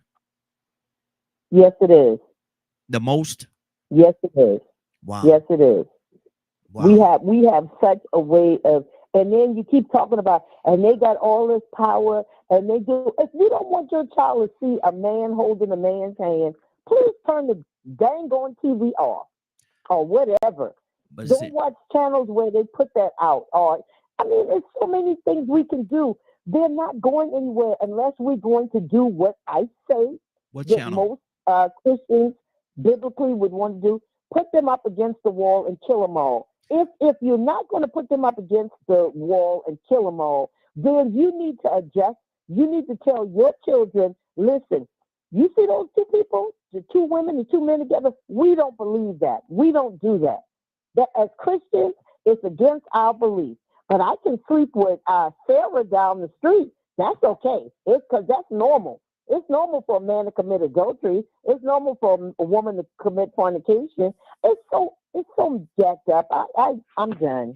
Cassandra, help me understand. What channel would I be able to turn I got grandkids. What if I don't want them to see that? What channel should I have them to look at where that does not come across the screen? Kids channel.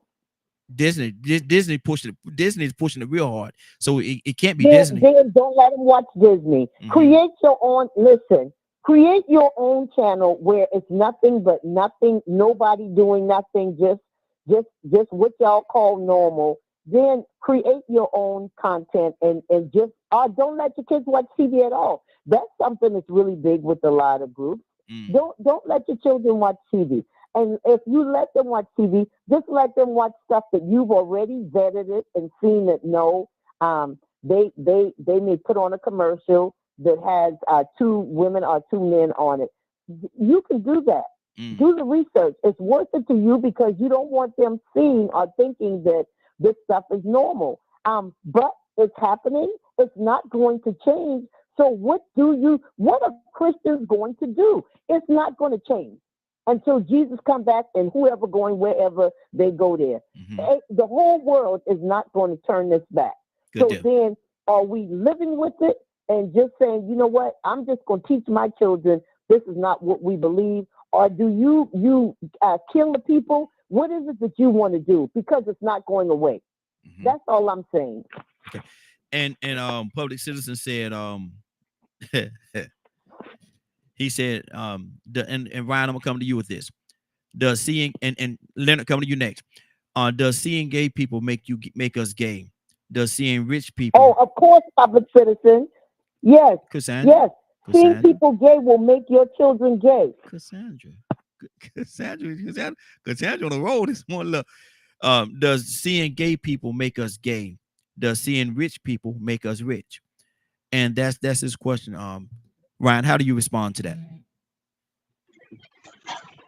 Well, with that question,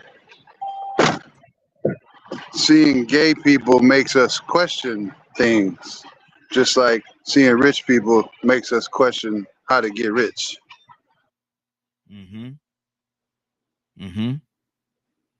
Yeah, and that's exactly the way I was going to go with it, because it sparks something. It sparks something, or put a stench of curiosity. What is going on? It plants a seed. Yeah.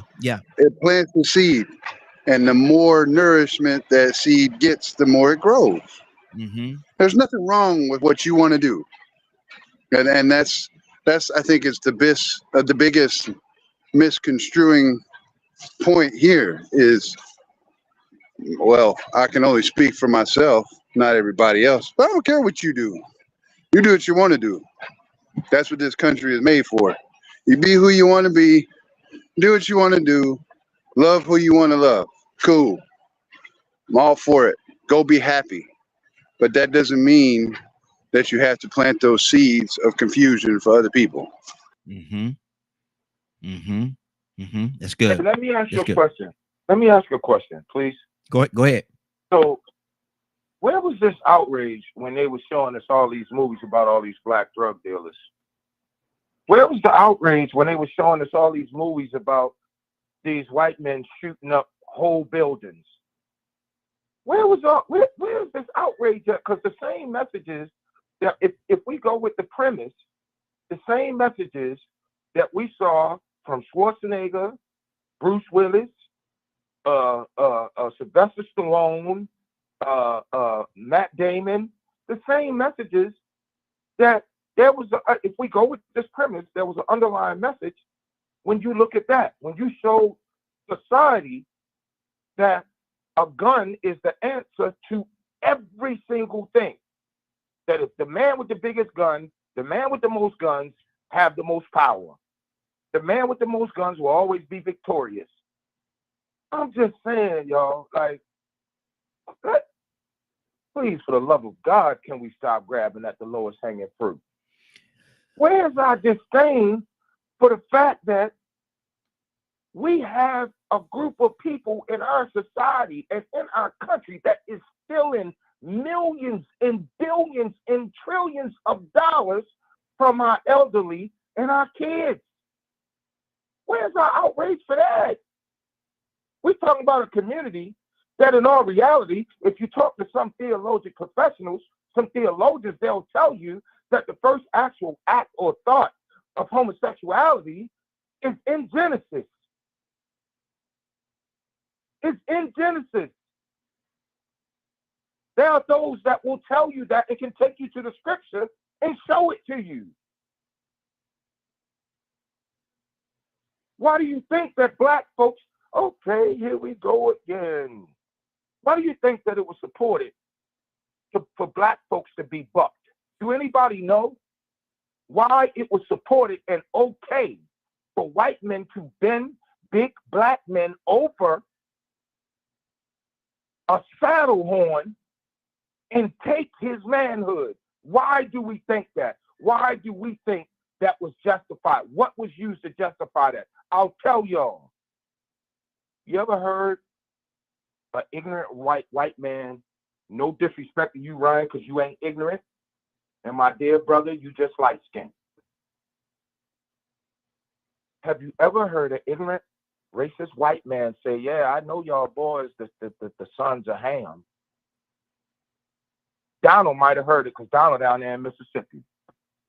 Y'all ain't nothing but the sons of Ham. Do you know why they saying that? Because their theologians tells the story that when Ham walked in and saw Noah naked, he was turned on, and the only way he could deal with it was through laughter. His brothers then ostracized him for that because he was laughing in lust at his father. Am I right on that? I don't know. Mm-hmm. Okay. I'm telling you what some theologians that I have seen throughout documentaries. I've heard them talk about it riding around in my truck, listening to 88.1 on Sunday, coming through the South. I've heard them say that. My thing is this. Hold on, because we got to keep it moving. My thing is this right here. One of the things that we do on DKM Media Group and on the Morning Glow is we have dialogue. We have conversation. That's what we communicate about. That's what we do. Whether we always going to agree with it, no. And that's the beautiful thing. Because Sandra said all the time, that's what makes it so unique, because of the fact that we're not going to always agree. Everybody have their own perspective. Everybody look at things the way they look at things. But my thing is this right here. I would never say that we should not talk about it, or we should not have the discussion on it. I would never say that. Regardless of what the topic is, we're going to talk about it. And we're going to be open and honest. I'm going to ask you the same question every time. What's on your heart? And that's asking you specifically what's on your heart based on a topic that we're talking about. Whether you like it, you don't like it, or you agree, you disagree. That's your perspective. And when I say I'm talking about everybody that's speaking, that's your perspective. But at the same time, we're going to have the dialogue, and a lot of time with the dialogue, we'll start on one topic, and then we'll start to deflect and pull other things in that really has not a lot to do with what we're talking about. And it's a way of deflecting. Every human beings have a way of deflecting of certain topics. And so let's stay consistent as to what we're talking about. Let me go to Leonard. Leonard, good morning, sir. How you doing this morning? Good morning, Raheem, and the Morning Glow family.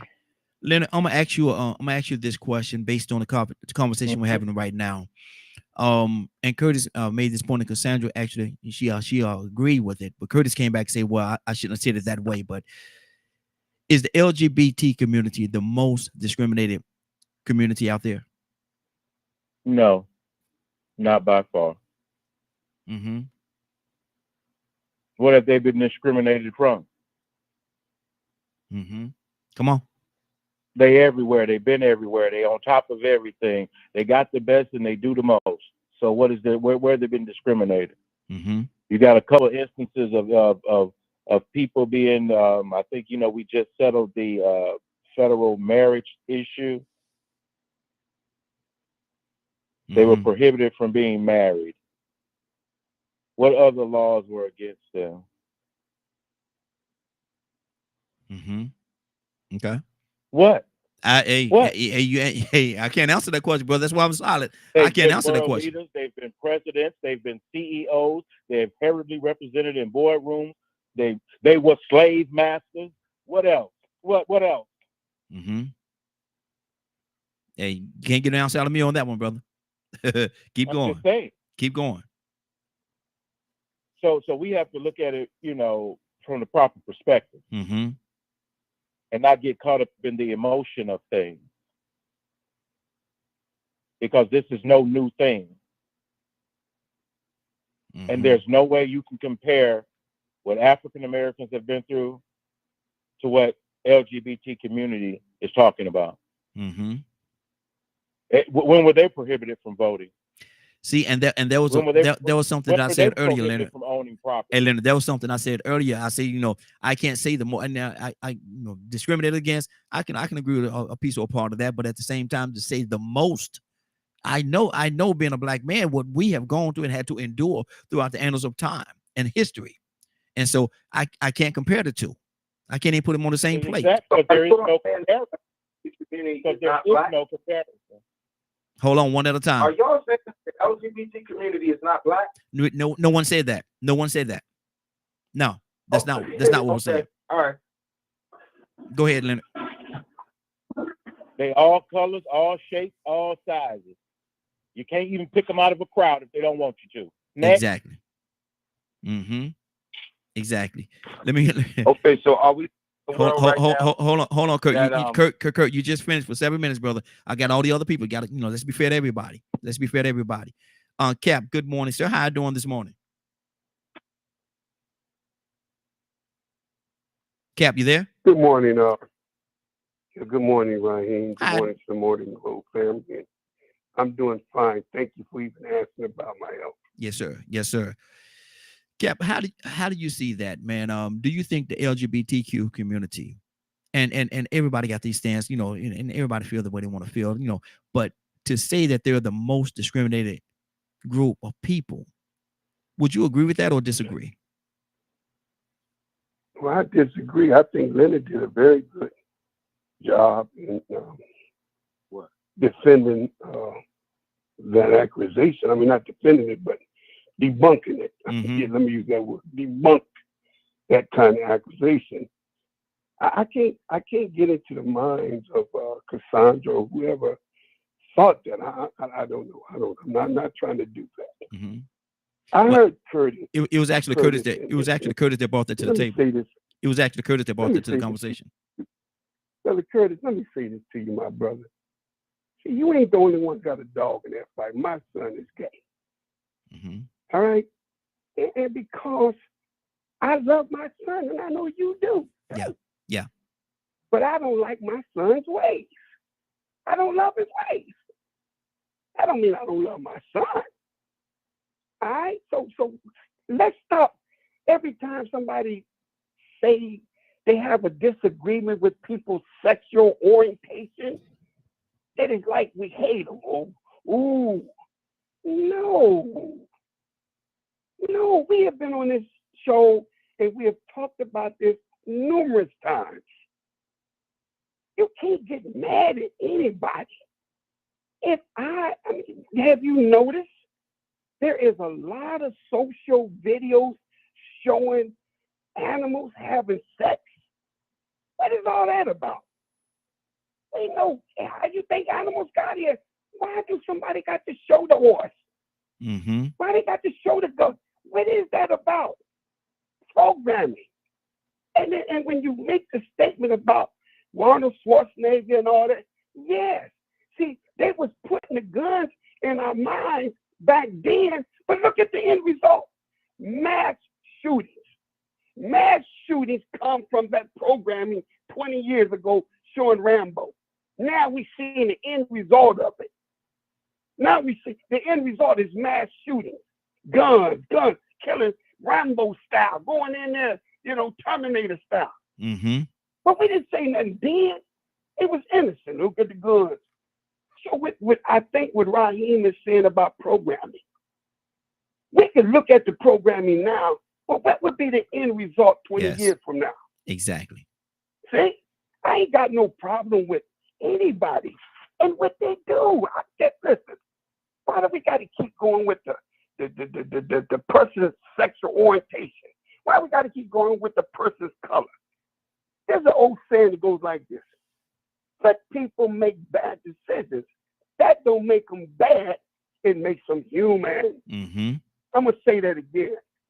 Good people make bad decisions. Yes. That don't make them bad. That makes them human. Exactly. That's good. We're human beings. Right? Mm-hmm. When can we get to that part? Because forever lifestyle, you can't be judged by what I do. What I eat don't make you get gas. Mm-hmm. And I have to, when I go before, as we say, our maker, he's not going to say, well, what a Curtis said, or what a Leonard said. I mean, that ain't going to even be the conversation. What did you do? Mm-hmm. Yeah. So whatever you may perceive, listen to me, whatever you perceive is a sin. It can't be a sin if you don't feel guilty about it. Oh, no, maybe that went over some of y'all's heads. Mm-hmm. It can't be a sin if you don't feel guilty about it. Yeah. Why do you think Adam and Eve had the fig leaf? The Mhm. fig leaf was that they recognized what they did was wrong and they tried to cover it up. Yep. That was sin. And then you forget these words, Christians. The wages of sin is death. So whatever sin that you do, you're going to die mentally, die spiritually, die physically, die morally, die economically. You're going to die. Some shape, form, or fact, you're going to die. You're going to die. So why are we going to talk about somebody's sin? Because as Sister Cassandra said, we all fall short of the glory of God. Come on. But let's talk about something that we all have in common. Not the differences. We hang on the tree of differences. Why don't we talk about the root? And the root is we human beings. And the world has got away and it's contrary to the nature of God.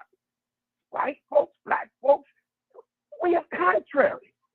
So when we keep talking about these differences, we haven't grown. But when we can see the humanity, when I can see the human in Ryan, hey, Ryan's a human being. He was born like I was born. It took him 9 months. Maybe it took his 8 months. But we had the same way we came to life. The seed went up for over 500 million sperm. They had the same process. That's God. God is consistent. And then we use the Bible. The most book that has been so twisted. That book is so twisted.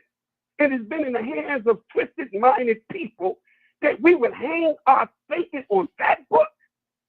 Come on, family. Come on. And that's why the world's so twisted. Well, the Bible, man, I can show you so much inconsistency in the Bible. You can't hang your head on a 2,000-year-old book. That man been here way before 2,000 years. And who has had the book? Mm-hmm. And we use the book as a means of like it's the gospel. That book ain't the gospel. God is the gospel. You keep throwing your book on everybody. That's why the Christian world is all messed up. Because they're following a messed up doctrine. Not that it had anything to do with Jesus. It had nothing to do with Christ.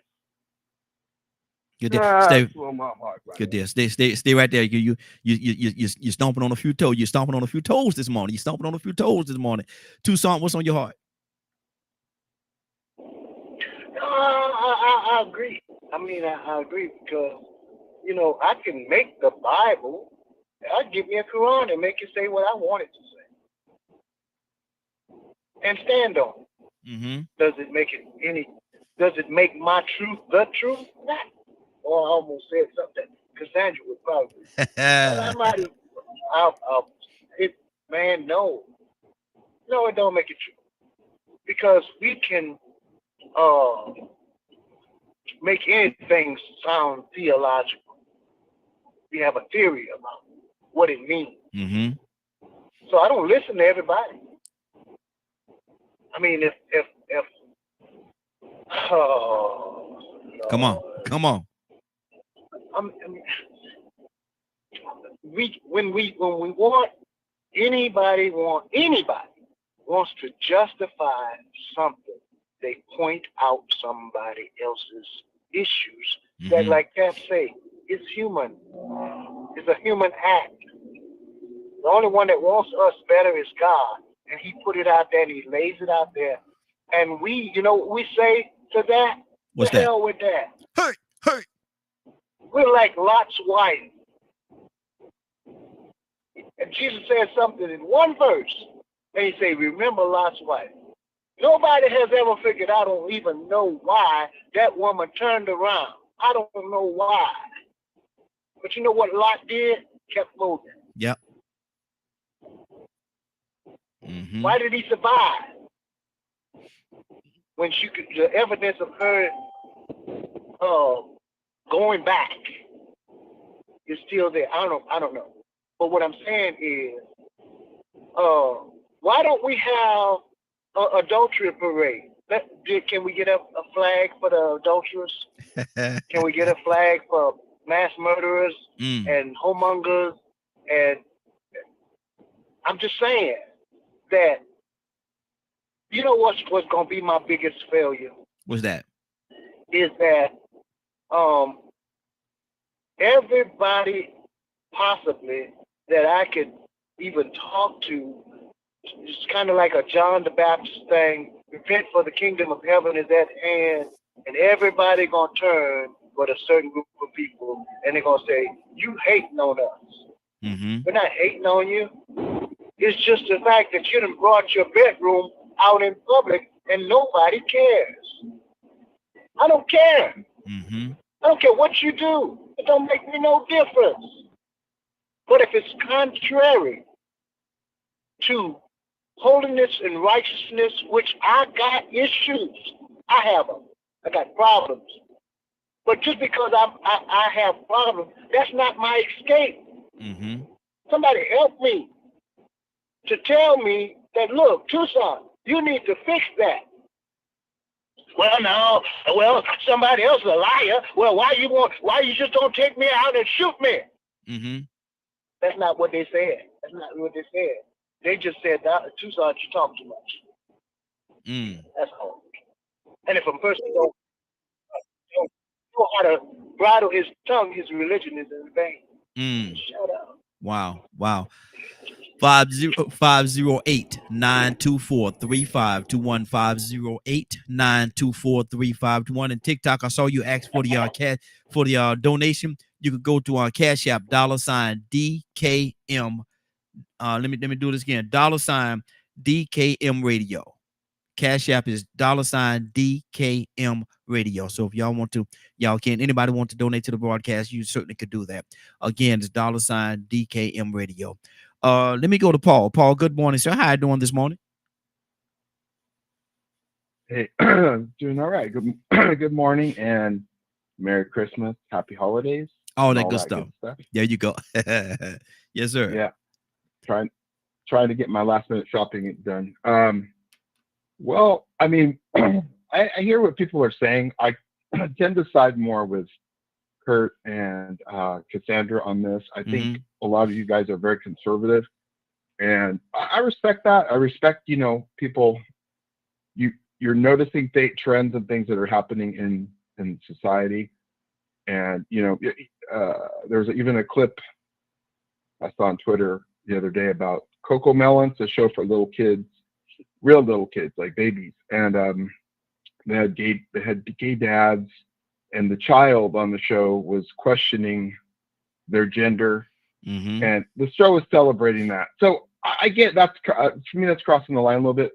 But I mean, just to put things in perspective, I think, Toussaint was saying, or no, it was Captain Dennis was saying, let's look 20 years down the line and see what happens, comparing it to the Rambo phenomenon. That may be a valid question, but the thing is, like, I think there's a ceiling on people, or what people are willing to do. For example, if you look back in history, people who are left-handed used to be considered of the devil. In fact, that's the origin of the word sinister. The word sinister is from Latin, on the left, and left-handed people were seen as, devilish, or somehow the devil got into them because they're not normal. You're supposed to be right with your right hand. What's the matter with you? Devil's in you, and stuff like that. But if you look at what happened 100 years ago, the left-handedness rate was very low. It was 2-3%, and now it's back to where it should be, around 12%. So I think you'd probably have a similar situation with gay people. Like, you could show me a million gay men. I'm sorry, I'm never going to be interested in that. It's just not in my. It's not in my makeup. So even about the little kid, from the time I was a little kid, I knew I liked girls because I was fascinated by it. You know what I mean? Yeah. People are what they are. They are what they are. So I think we can make too much of this stuff. I respect the conservative viewpoint that you guys have. Let's back it up a little bit. But I think it goes too far when you say, oh, they haven't suffered. Oh, they have. There's all kinds of history of them, of gays being not, they're just being. It was illegal to be gay in a lot of places. But keep in mind, Paul. Keep in mind. Let's not go away from what I said. I said my issue was not whether they was discriminated against. That was not my issue at all. My issue was with the word when you say the most. The most is like you're saying, out of all people that's been discriminated against, they're the ones that has been discriminated against the most. That's what I had an issue with. I never disagreed with the fact that they was discriminated against. I never disagreed with that at all. But I did say that I have an issue with when you say the most of everybody. Yeah, I mean, that's a real hard one. I even typed that in the chat, like, who is the most discriminated against in 2023? And I think probably a lot of people would say, oh, well, blacks, obviously. I don't agree with that. I think the most discriminated group of people is the poor. If you're poor, white, black, brown, whatever, your life is going to be a lot harder than somebody with money. So, I mean, that's why these conversations can be so divisive, is because, we don't want anyone suffering. At the end of the day, the poor suffer the most. Good deal. Stay right there, brother. Stay right there. We're going to come back around to you. Cassandra, talk to me.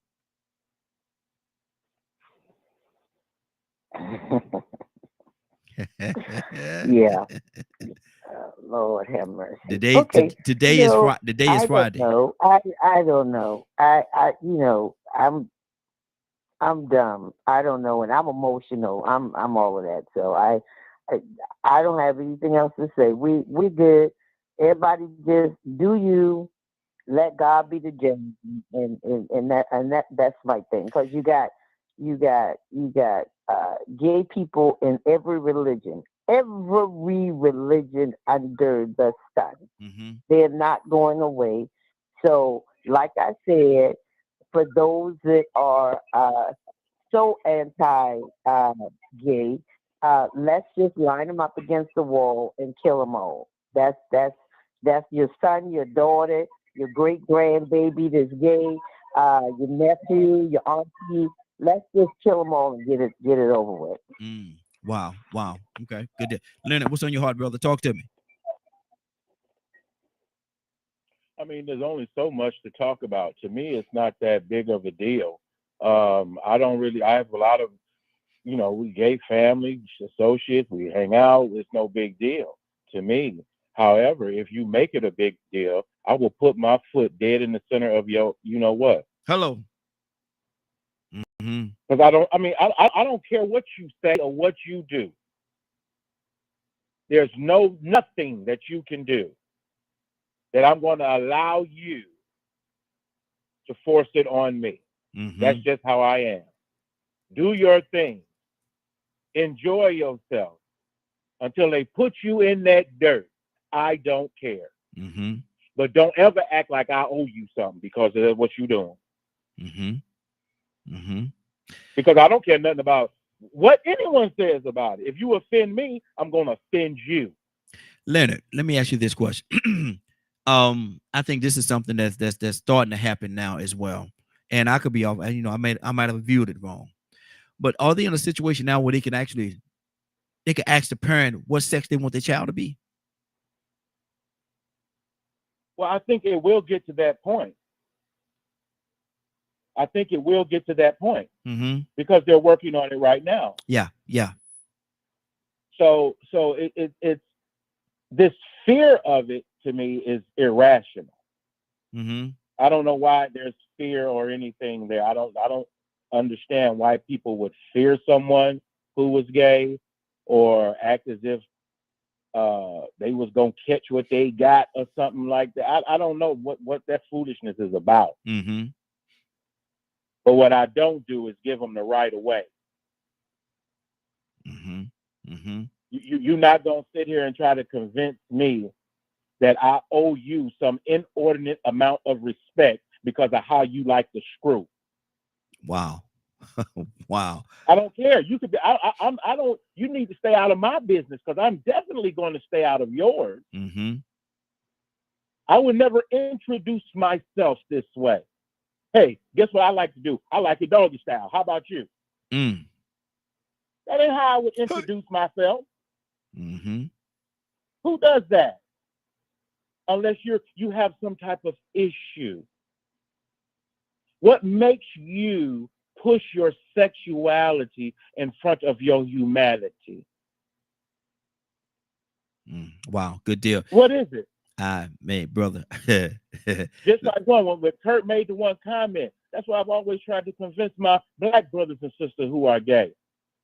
They don't care nothing about their gay. They care about your black. They hunted you because you was black. They wanted to kill you because you was black. They raped and tortured your ass and that other stuff down. Mm-hmm. Wow. Stay right there, Leonard. We got to keep this thing moving. Let me go to Ryan. Ryan, what's on your heart, brother? Talk to me. So I got to rewind a little bit back to the last thing that Curtis had said, where he said, where was the outrage? And I've mentioned this before. Look at how they portray the community, right?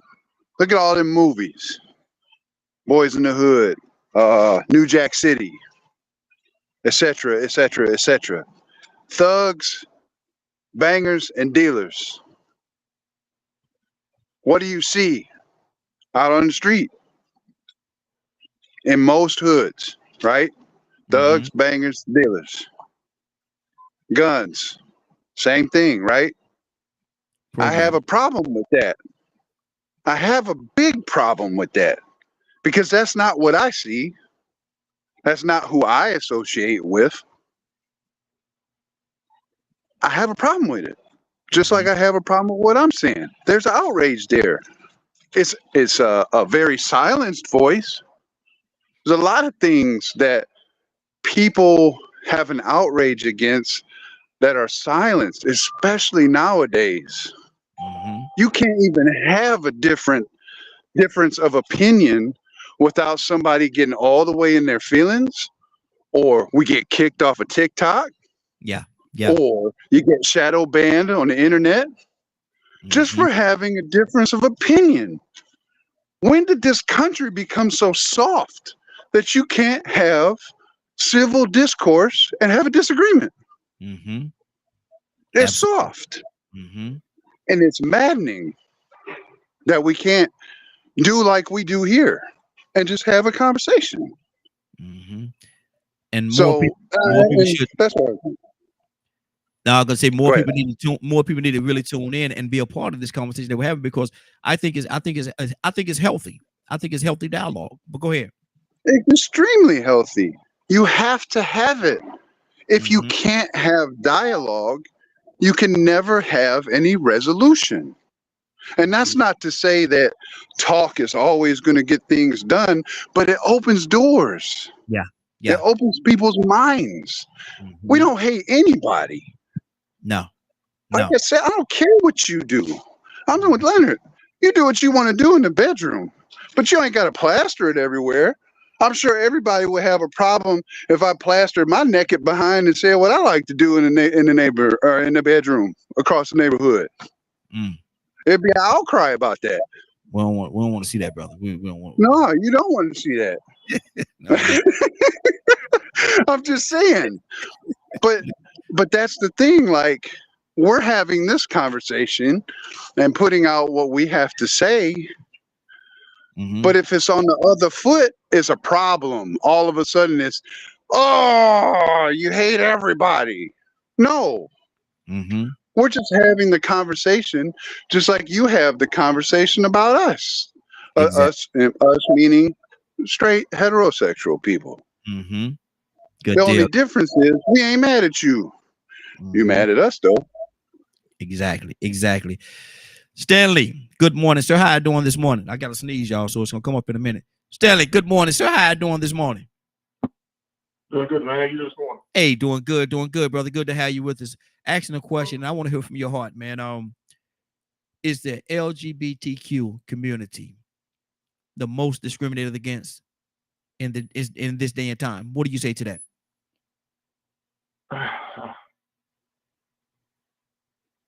Well, first of all, because I don't agree with that community.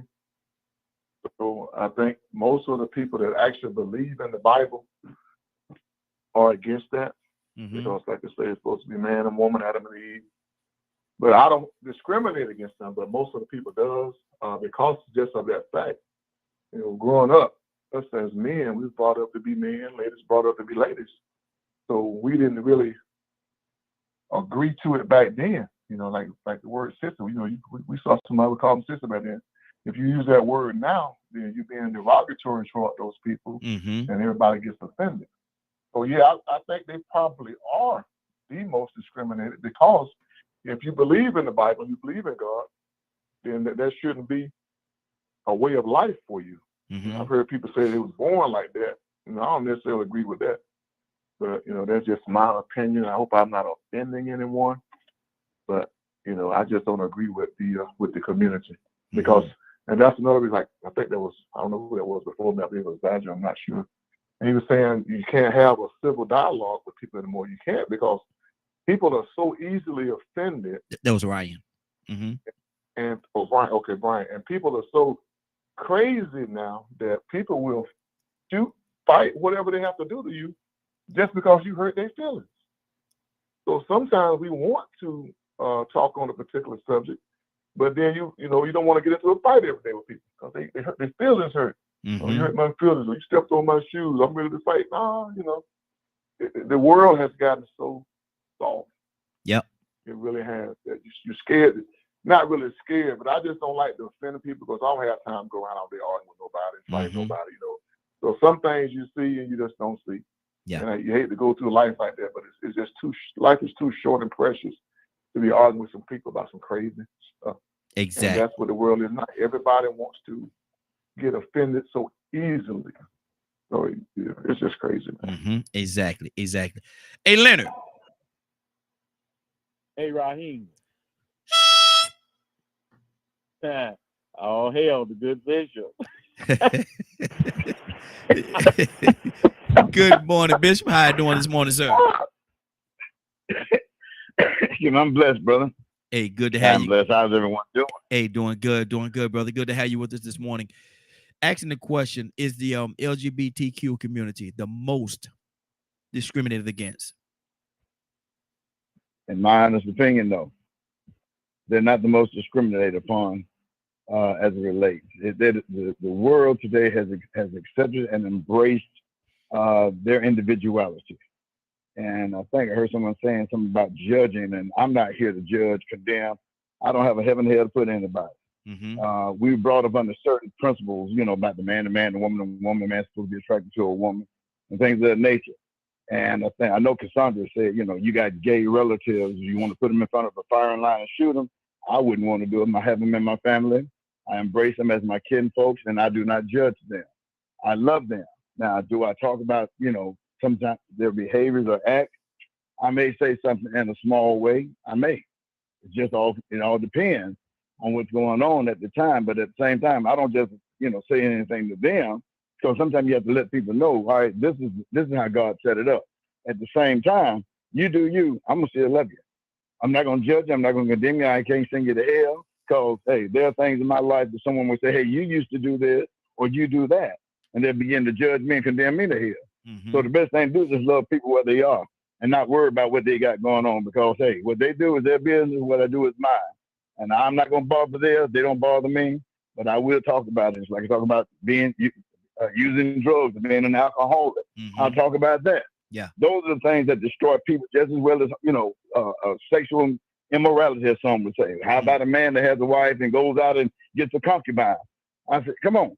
You get to the point where you want to dog everybody or dog a particular set of people that may do different practices. But you ain't talking about all them other folks. Let's put them in front of a firing line too. Mm-hmm. Let's put the liars in front of a fire line. Let's put the hypocrites in front of a fire line. Let's put those racist people in front of a firing line. You get to the point you're gonna be shooting everybody, killing everybody. Yeah. Run out of because bullets. everybody has their vice. Everybody has their little thing they got going on. Mm-hmm. So thank you, Bishop. Okay. So Bishop, I hear you say a man got a wife. He go out there. Thank you, Bishop. You say go out. Man got a wife, and he go out there get himself a cocoa head. What you say? I said a concubine. He got a woman on the side. His side. I know, too. man.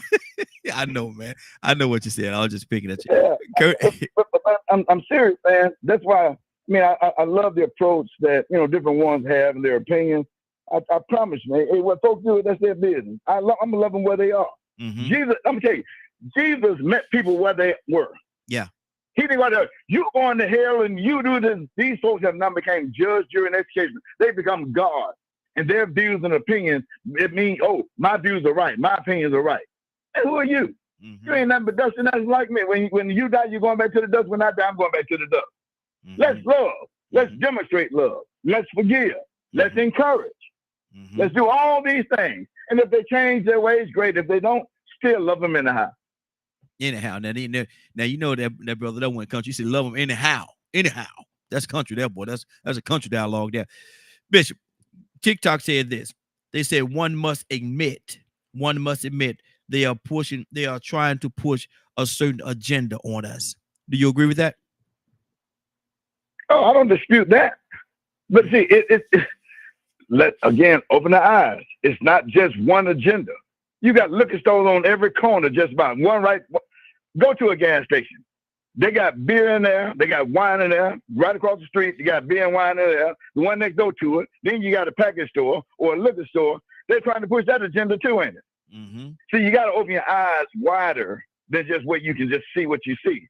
Because you got tunnel vision. You're only looking straight ahead. But look to the right and look to the left. They're trying to push every kind of agenda. Pharmaceutical industries, creating all these different drugs. Now you're addicted to opioids. They're trying to push that.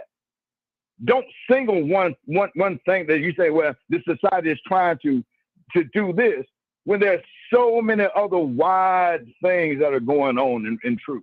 They're trying to push alcoholism. They're trying to put drugism, or being a drug addict, to opioids. It ain't cocaine, crack. Yeah, we got those out there. But how many folks take a Tylenol just about every time they got a headache, or an Advil, or a Aleve, or ibuprofen? Or who's taking in insulin? Because they got to take in insulin now. So, I mean, all this stuff. What are they doing? Let's come up with a better way to address our health issues other than pushing a whole bunch of drugs down my belly. Down my belly. Thank you, Bishop. They're just jumping in on it. See, you got something to say, brother. Go ahead. No, I wasn't jumping in. I was just saying thank you, Bishop, because, I mean, like, it's easy to grab at the Lord's hanging fruit. Mm-hmm. Every time we go through an election cycle, right?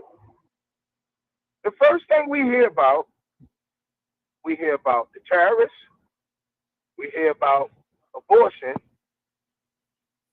or let's just say law and order, abortion, and then some kind of way, all of a sudden, gay guys is trying to teach your kids to be drag queens.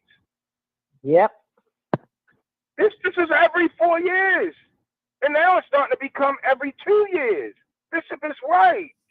If you're going to talk about agendas, you can't just nuke this down to one agenda, because what happens, here's what happens. And I'm going to tell you from personal experience. Y'all remember the Pulse nightclub? No. Y'all remember the Pulse nightclub in Florida? The gay club where the dude went in there and shot up the whole club. I don't. Well, guess what? I knew somebody who dated him. He was horrible at dating. So then he ran to the LGBTQ community, because every since you mention the LGBTQ community, the first thing people think sexual immorality. So sex is automatically connected to the LGBTQ community. Mm-hmm. A lot of it is due to their own fault, but that's just what it is. You think heterosexual, sex is not the first thing coming to your mind. Oh, that's a man falling in love with a woman, and you know they have children, and this, that, and the third. Well, the dude went to the Pulse, and he didn't get chose. So he went back and shot it up. All I'm saying, Keith hinges the most thing. What I was trying to say is I was trying to say that community is one of the most discriminated against communities in the world. The reason being is because, and the reason I believe that is because, Raheem, you can go out here and do any number of things. You can go out here and murder 10 people. You can go out here and fornicate and mess on your wife with 100 different women. But you can walk back in your church and you can be accepted. You can go back into your community and you can be accepted. But there is a pocket in our society that if you was that same person, without the murders, without the fornication, and tried to walk into your community, and tried to walk back into your community, there's a great chance that you would still be ostracized, brother. They would not accept you. Okay, Leonard, what that is black, white, candy stripe. Okay. That's all I'm saying, man. I'm not saying that I'm the only person over here got a dog in the fight. That's not what I'm saying. Bishop and Cap and Cassandra wrap it up, sums up what I'm saying. I'm done. Okay, good deal. Leonard, what's on your heart? Cap, coming to you next. Oh, just listening, like I said before, I don't make a big deal out of it. Like I say, it's not a matter of contention. I've had the LGBT community come after me with some serious accusations or whatever. But like I say, I stand my ground against anybody. And when someone calls you a heterosexual, that's why they say heterosexual, because it's referring to your sexual behavior. When someone says homosexual, that's the meaning of the word. There's no difference between me and a gay man other than the fact that, one, he likes to have sex with men. That's the only difference. That's the only difference. So this notion that somehow that we are supposed to dedicate our lives to someone else's thing like that is ridiculous to me. I'm doing me whether you like it or not. I'm enjoying women whether you like it or not. I enjoy the food I eat, the dance I dance, and everything else. And I don't care if you accept me or not. I'm a man. I treat gay men the same. They know me, they know how I am, and they know how I get down. No disrespect. But I ain't beneath you, and I ain't subordinate to you. You are no more enlightened than me, or artistic than me, or anything else. We just dudes trying to make it. So don't come at me with anything related. And this notion that you suffering because that's not what I care about. I have to. I'm worried about the stuff I've chosen to do, the things I do, the sin I've committed. I'm not gonna sit here and act as if you're not doing the same thing. You just a man.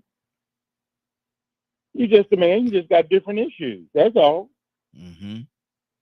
I've worked with them. I've told them several cases. I even pull people to the side. Brother, I know you perceive that the world is against you, but it's not. I will work with you and reach out to the LGBT community to do those things that are necessary for our community to continue to coexist and survive. But if you allow that LGBTQ stuff to go in front of this mission, I will cut you down. 17 seconds. Mm-hmm. Because that is not the mission. Mm-hmm. And so when people talk about agendas, everybody got an agenda. People raise hell about movies and music and everything else. But the world won. Mm-hmm. Good deal. Good deal. Cap, talk to me. Well, let me say this for the record. I love my LGB. I can't go through the alphabet because I wasn't good at it when I was in school. But I really do. I say this from the bottom of my heart. Don't take offense to me not loving the behavior. I really don't. I don't love your behavior no more. I love the behavior of those who try to push weed as a drug that's of choice. I don't like that. I don't love your behavior no more, and I love them on the rap music talking about it's okay to eat a woman's backside out. Mm-hmm. I don't love that. I'm sorry. I don't believe a man should put his face in a woman's backside and her anus. I don't love that behavior. I don't love that behavior no more than I love the behavior because I'm a Muslim in the nation. Mm-hmm. We don't go down orally. That's called sodomy. I don't put my face between the legs of my wife. I'm sorry. I mean, I don't have to tell nobody that. She don't put her mouth on my private. I'm sorry. That's orientation, morality. It's in my home. I don't have to. Hey, you eat the see. So whoever believes what is wrong for one person may not be right for the other. That's my choice as a human being. I'm not going to knock you. That's what you do. I'm not going to knock you. Just don't push it in my face. So, brother, get in my car. I say, yo, my man, no, you got to get out the car with that weed, partner. Yeah. Okay, you understand? So you just say, hey, I don't like it. That's it. I have gay peacekeepers. And if anybody, listen to me good, you put your hands on anybody in my presence because you got a problem with their sexual orientation that you want to harm them, now you got to fight Captain D. Oh, yeah, you got to fight Captain D. Because you ain't got no right to do that. And let me say this to you, Curtis. When you say they the most, then you're saying they're disproportionately. Remember the word disproportionately. That they are singled out. So when the police pull most of them over, most of them is out being pulled over because they're gay. The police pull them because they're gay.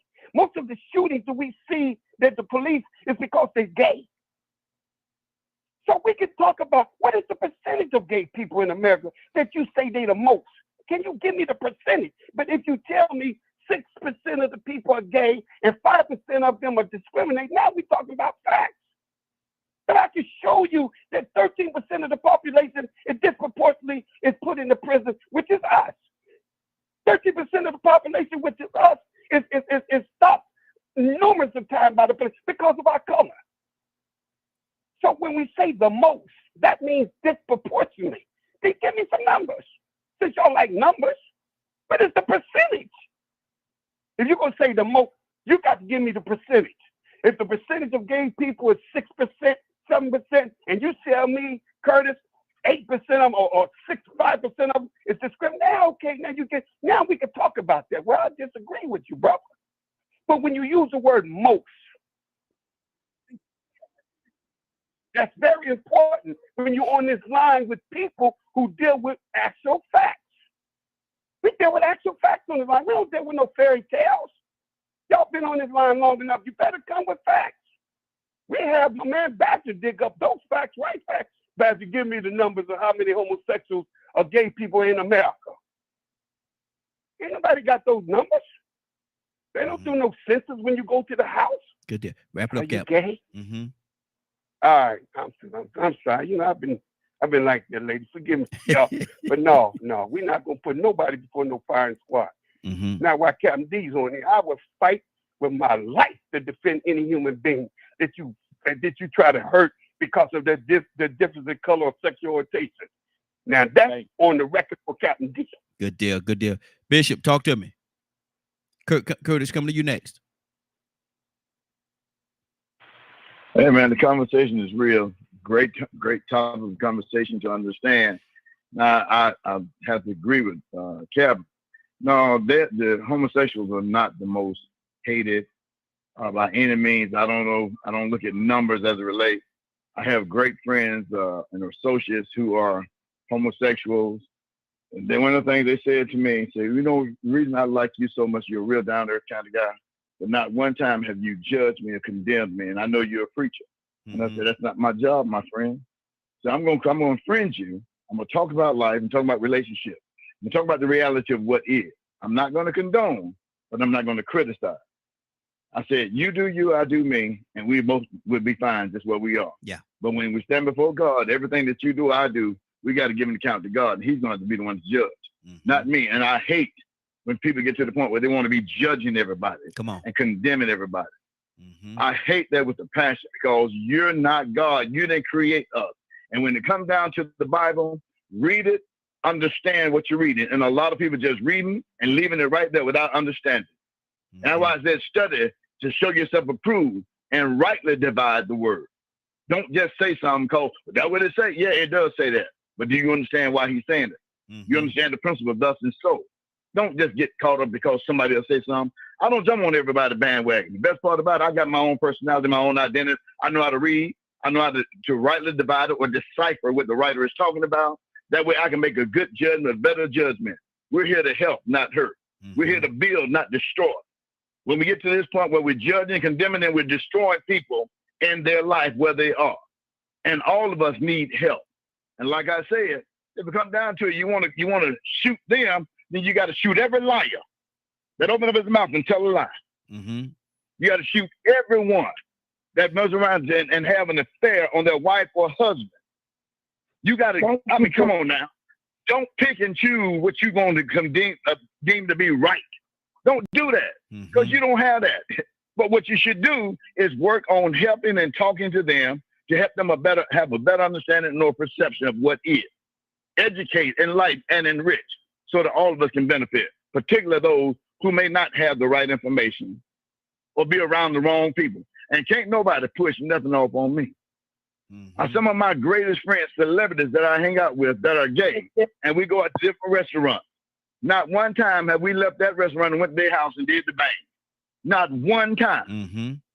So at the end of the day, you do you, I do me. Thanks for the meal, bro. I'll catch you on the next trip. Yeah. I got you. Mm-hmm. That's how we do it. I appreciate you, Raheem. Likewise. I appreciate everybody's opinion. But granted, I'm going to say, these are opinions. Mm-hmm. Well, I read this. I read too. And the person that wrote that book, that's their opinion. It does not have every level of weight on my decision. So I appreciate it. Good deal. Good deal. Kirk, talk to me, brother. Toussaint, coming to you next. So I'm glad Cap brought up facts. Gallup finds 7.2% of the U.S. of U.S. adults identifying as lesbian, gay, bisexual, transgender, or something other than straight or heterosexual. This is what I have to deal with every day. But here's the alarming thing. But I ain't gonna say alarming. Here's the thing that we overlook.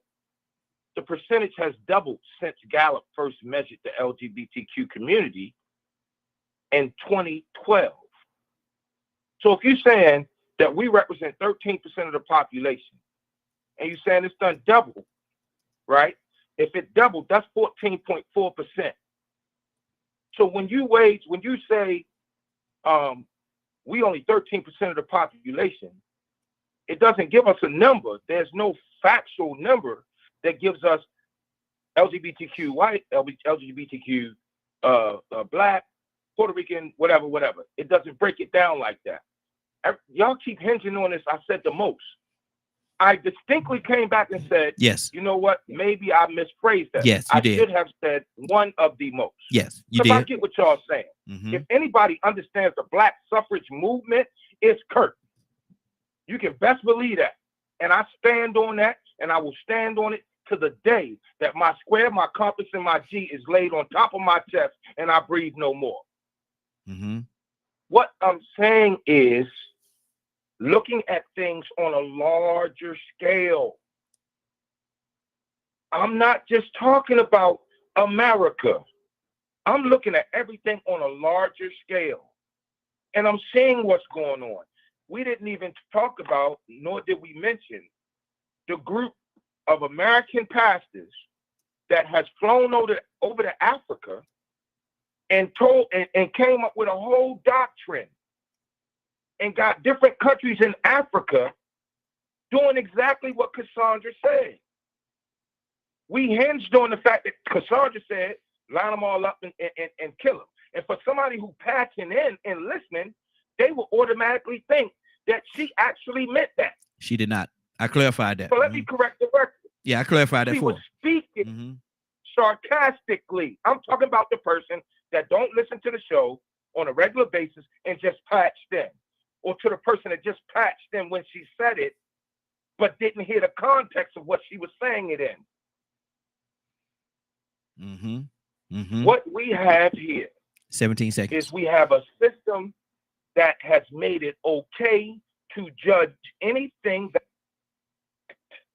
or not according to our social norm. And what we have going on is of change. Mm-hmm. I'm not saying if it's right, I'm not saying it's wrong, but the world is changing. So what you have is you have the differences in social norms. What was socially normal 20 years ago, that has changed. Good deal. Wrap it up, Curtis. Mm-hmm. Good deal. Good deal. Let me go. I think I said I was gonna go to Toussaint next. Toussaint, what's on your heart, brother? Talk to me. Ryan, you up next.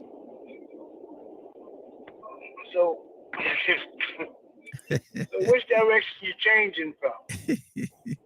Hey man, where you going when you? I don't mean no harm by what I'm saying, but if we're supposed to be ushering ourselves into some kind of a godliness, righteousness, how we looking? How's that working out? Mm. What does this society look like? Not my eyes. Who cares what I think? I don't care what you do. But ain't no sense in me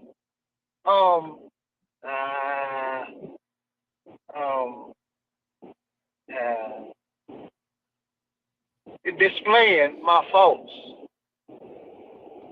and say, oh, y'all just gonna have to like me like I am with my issues, and I'm gonna put it out there on display, and somebody that I didn't want to say that. But suppose somebody said, well, I just, I don't harm nobody because I masturbate. And let's just put it on program. And every kid's program, we're going to have kids masturbating and on the cartoons, and we just going to do that. And y'all leave me alone? How that's going to work out? I'm just saying. If we go, are we going in a good direction? Or are we just going to be, hey, look, do what you want to do, and if God ain't satisfied, let's just ignore him too. Do what you want to do. Think? What is that? Oh no, I got you, Donald, and I'm with you. And I don't disagree with you. I don't want you to think that. Here's my question. Hold on, Curtis. Let him have his time, Curtis. Let him have his time, Curtis. My question is this. Okay. Hey Kurt, let him finish his time. I'll come back to you. Go ahead, Toussaint. Finish your thought. No, I'm just saying, that I don't try to please nobody. I'm like Leonard. I don't care what you think of me. It don't make me no difference. But there are some things that I don't want to be a stumbling block in nobody's life with what I do. That's a fault of mine. And so what I do that is in my private, in my closet, in a place that nobody will ever know. I'm telling you what, I got my brother here, and I used to smoke. I don't think he ever saw me smoke. Mm-hmm. Because here I am with my folks, and the only one that knew, my sister found out because she went to the doctor with me because I had to tell my doctor what I really did. And she says to me, I didn't know you smoked. Why should I put that on display? Mm-hmm. That don't make no sense. Yeah. I just might hinder somebody. Mm-hmm. I'm just saying. Exactly. Good deal. Curtis, you want to say something? Ryan, coming to you. I can't tell you what direction we're going to go in. I can only predict what direction we're going in. I can't tell you and guarantee you that the direction we're going in is right. I can't guarantee you that the direction we're going in is wrong. I know we're going somewhere, and we all have the liberty to say, you know what? I don't want to get on that train. I don't want to ride that bus. Mm-hmm. Oh, no. That flight, y'all can go on and take that one. I'll wait till the next one. We have that right. And I understand what everybody's saying. I had to teach my son a lesson. I heard a conversation that he was having. He was talking to one of his girlfriends. And the girlfriend was telling him about she had met somebody and they had a mutual friend. And the person acted like they didn't know who he was.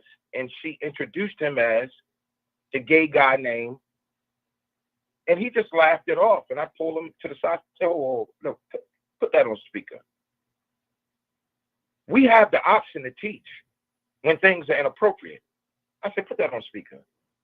She got on the phone. I said, look, sweetheart, let me explain something to you. The next time you introduce my son, you introduce him by his name. Mm-hmm. Never put sexuality first. And I gave them a lesson, and they understood. And he looked at me and he said, Dad, you know, I ain't nobody ever put it to me like that. Yeah, because you have a name, son. And it's not homosexual. You have a name. You just happen to be a homosexual. Mm-hmm. So I get it. But all at the same time, I understand full well that we are on a radio broadcast that, guess what? It's probably strongly supported by the LGBTQ community. And we don't even know it.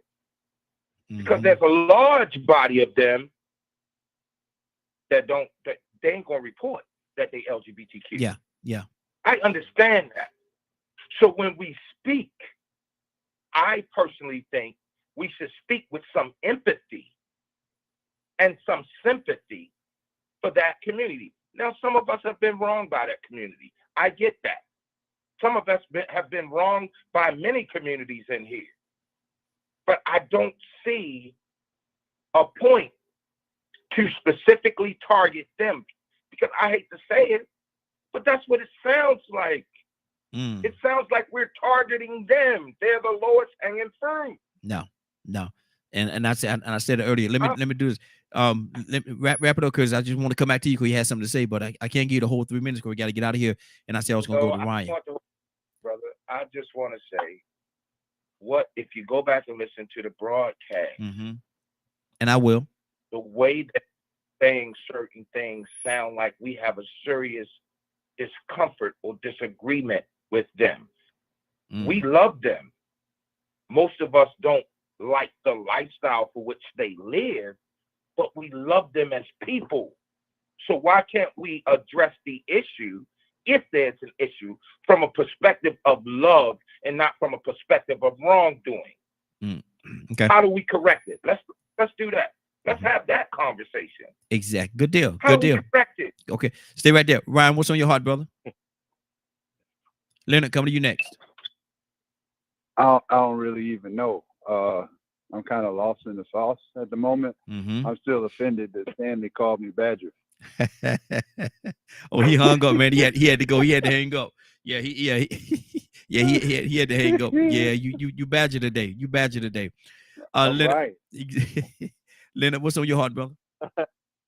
It's cool. But one of the greatest compliments, I usually tell this story that has ever been paid to me, is when I used to go to work. I used to go to work early in the morning, and it was quite a few. Wasn't very many few people there, but a brother walked up to me, young white guy, walks up to me and says, "Can I talk to you for a minute?"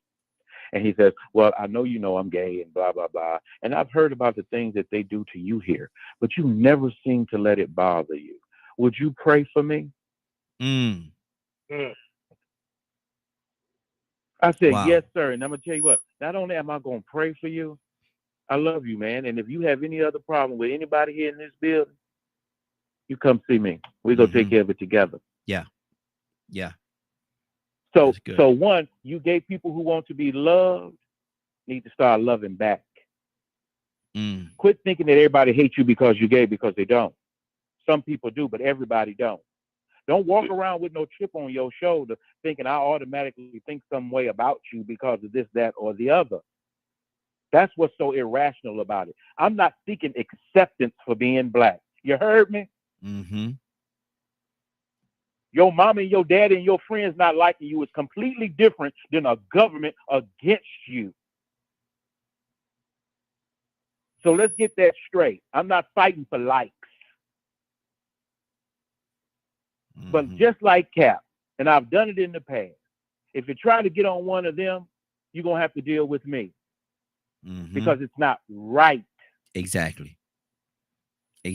Good deal. Good deal. So let's all be cognizant of that one thing and be rational. Look at yourself. Are you being rational? Or are you seeking for just a little bit more attention than everybody else? Wow. Good deal. Good deal. Cassandra, talk to me, sis. What's on your heart? I just appreciate, the openness and people being able to have difference of opinion. I embrace that. I really do. Yes. I'm passionate about everything that I'm standing for. Y'all know that. Yeah. So when you hear me, loudness does not mean from me. Please know I'm very loud. Loudness does not mean for me that I'm angry at anybody at all, because I'm not. But I definitely am passionate about the things that I stand for. And I was being sarcastic. I hope, a few of you said it. I was being sarcastic because I love people, period. Wherever they are, that's where I love them. And then I pray for them that God would do whatever he needs to do in them, just like he's doing with me, because guess what? I haven't apprehended. That's why I don't walk around judging people, because I know I'm jacked up in some areas. I'm jacked up. I know, to me, the only people that can be judging and pointing their fingers at other people is that person that is perfect. You done got it all together. You just got your whole thing, everything is together. Then you can point and say, hey, you shouldn't be doing that because you, other than that, no. The only person that really has a right to judge me is going to be God, that I'll accept. You can say what you want about me, but the only person that has a heaven or hell, as far as my religious belief, is God. Yes. And that's the only person I'm concerned about. Absolutely. Absolutely. And I love y'all. Love Have you a too. Merry Christmas. Look here. And we love the thug pastor. We love the thug pastor too. Yeah, we do. Yes, we do. The thug pastor. Leonard, somebody was listening to this broadcast, man, and they came in midway, closer to the end, and they missed a big part of it, man. A big part of what we talked about today. And I think they really need to hear it, and they want to hear it. Is that possible, Leonard? Yes, it is, right? If you did not get a chance to hear this show in its entirety, log on to www.dkmmediagroup.com at 3:00 Eastern today. Good deal. Good deal. Cassandra, can I get you to pray us out, sister? We need some prayer right now, Cassandra. Did I say a curse word today? Huh? Did I say a curse word today? I don't think you did. I think okay, then say. I can pray it. I can pray today. I don't think you did. I just one of the days that you did not. Oh Lord, because there ain't too many of them. Ain't too many of them. But go ahead, sis. Pray us out. Father, first of all, we just ask you that if we have done anything against your kingdom, knowingly or unknowingly, we ask you to forgive us right now. God, we come to you humbly, God, knowing that we have not reached or attained the place that you would have us to be in our lives. God, we thank you right now for everyone under the sound of my voice. I ask you to bless them, God. Let them see who they are in you, God, and where we have faults, where we have shortcomings, God, we ask you to help us. We want to be better people, God. I love everyone on this panel, God. I love everyone under the sound of my voice. Thank you, God, for making me who I am. Thank you for creating them to be who they are. Now we ask you to use us, use DKM Media, God, to be a changer, a game changer when it comes to people opening up and discussing things that need to be heard and said. These and all other blessings we ask in the mighty name of Jesus. Amen, amen, and amen. Amen. Anybody have anything they want to say before we get out of here? I love Chad. Quick. Oh, you know I love you, girl. God, you know you. Listen, I'm getting mad when you don't want to go toe to toe. Jump in there, man.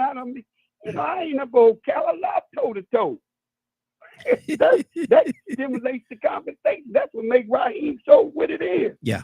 It ain't no Jerry Springer. You ain't no Bell. Bing. We come at it, but we love you. I want to say this, Raheem. Thank you, Raheem.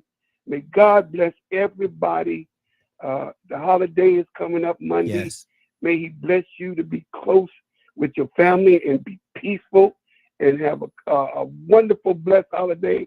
And I most certainly would probably talk to you before New Year's. Yes, God sir. bless y'all. Thank y'all for Bless you as well. me. I hope I didn't offend nobody. No. I love everybody, and that's the God's truth, but ain't nothing you can do about it. Exactly. Peace. Anybody else? Good. Love everybody. Hope you all have a wonderful weekend, good holiday. May peace and blessings be upon your home, and we'll see you when we come back. Yes, sir. Yes, sir. Good deal. Good deal. Anybody else? Captain Leonard, I know you got something to say over there. What's going on with you? What you say, Raheem? I know you got something to say over there. What's on your heart, brother? Talk to me. Raheem, are we still alive, Raheem? Yes. Yes. So be careful. Yes, we are still alive. Yes, we are. I have to double check because you caught me off guard. Yes, we still alive.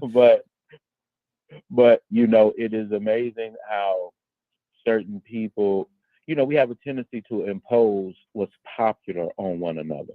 Mm-hmm. And we don't share the sentiments of the world as it relates to our gay brothers and sisters. Mm-hmm. Now, there's a lot of people that find fault with you simply because you don't care for what they do or don't like their behavior.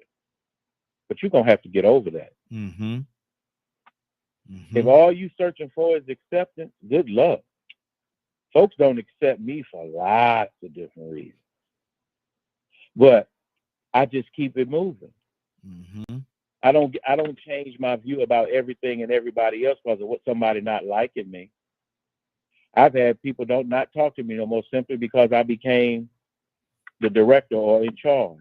Mm-hmm. Yeah. It has nothing to do with me. They just didn't care for my title no more. Exactly. Exactly. So we got to treat people a lot kinder.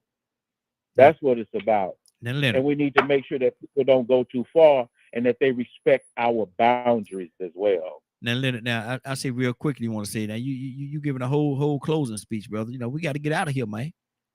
Look at here, Mike. Well, I know I was out of here, as a matter of fact, until I asked you. Look at here, Mike. Look at here, Mike. You know how people see people say when they don't say man, they say, look at here, Mike. Hey, Mike. Hey. Don't nobody say that except for people from Kakalaki. Oh, okay. Well, yeah, we say it all the time, brother. Yep, we sure do. And we own that, brother. Hey, look at here, Mike. Hey, Mike. Curtis, real quickly, brother. I got to get on YouTube, man, because Curtis, you'll go 20 minutes on me if I let you. Well, what's on your heart, brother? Talk to me. Man, I don't have too much on my heart. Just want to say I love y'all, man. Y'all enjoy your holiday. This is a giving season, and it's the season that I believe is going to transcend everything that we got going on, ups and downs, rights and lefts, rights and wrongs. So enjoy your holiday and get prepared. Get prepared for the change that's coming. Absolutely, absolutely. Love y'all, man. Hey, love you too, brother. Prayers. Yes, sir. And you didn't use your word that time. You didn't say transmortify. You didn't say it that time, brother. I was waiting to hear you say transmortify. But anyway, yeah, that's what it. You that word up. It's transmogrified. Oh, now, don't step on your talk like that. You gonna make it. Yes, sir. Came to DKM Radio. I fell down on my knees and I said, Lord, why hast thou forsaken me? And you know what he said, Raheem? What'd he say? What'd he say? Because Kurt, Kurt, you know damn good. Bye, Kurt. Bye. No. That's it. That's it. Hey, look at here. Y'all know that y'all know Monday is Christmas, so we won't be here Monday, but we are looking to be back on Tuesday morning. So y'all look for it. And people have asked me on the stream service, you know, when we're gonna be back. So we should be back here Tuesday. We're looking to be back Tuesday. If everybody's available. Are y'all available Tuesday? And nobody said a word. What did you say? What did you say, Raheem? We're looking to come back. We're not gonna be here Monday because you know Christmas. I'm looking to come back Tuesday. Yeah. Oh, everybody is available Tuesday morning. Well, as old people would say, the Lord say the same, Raheem. There you go. That's all we got to say. With that being said, I want to thank everybody for joining us. And more than that, I want to thank you for allowing DKM Media Group and Associates to be a part of your morning. It's time for us to get out of here for today. It's now 10:18. You're about to exit the morning glow.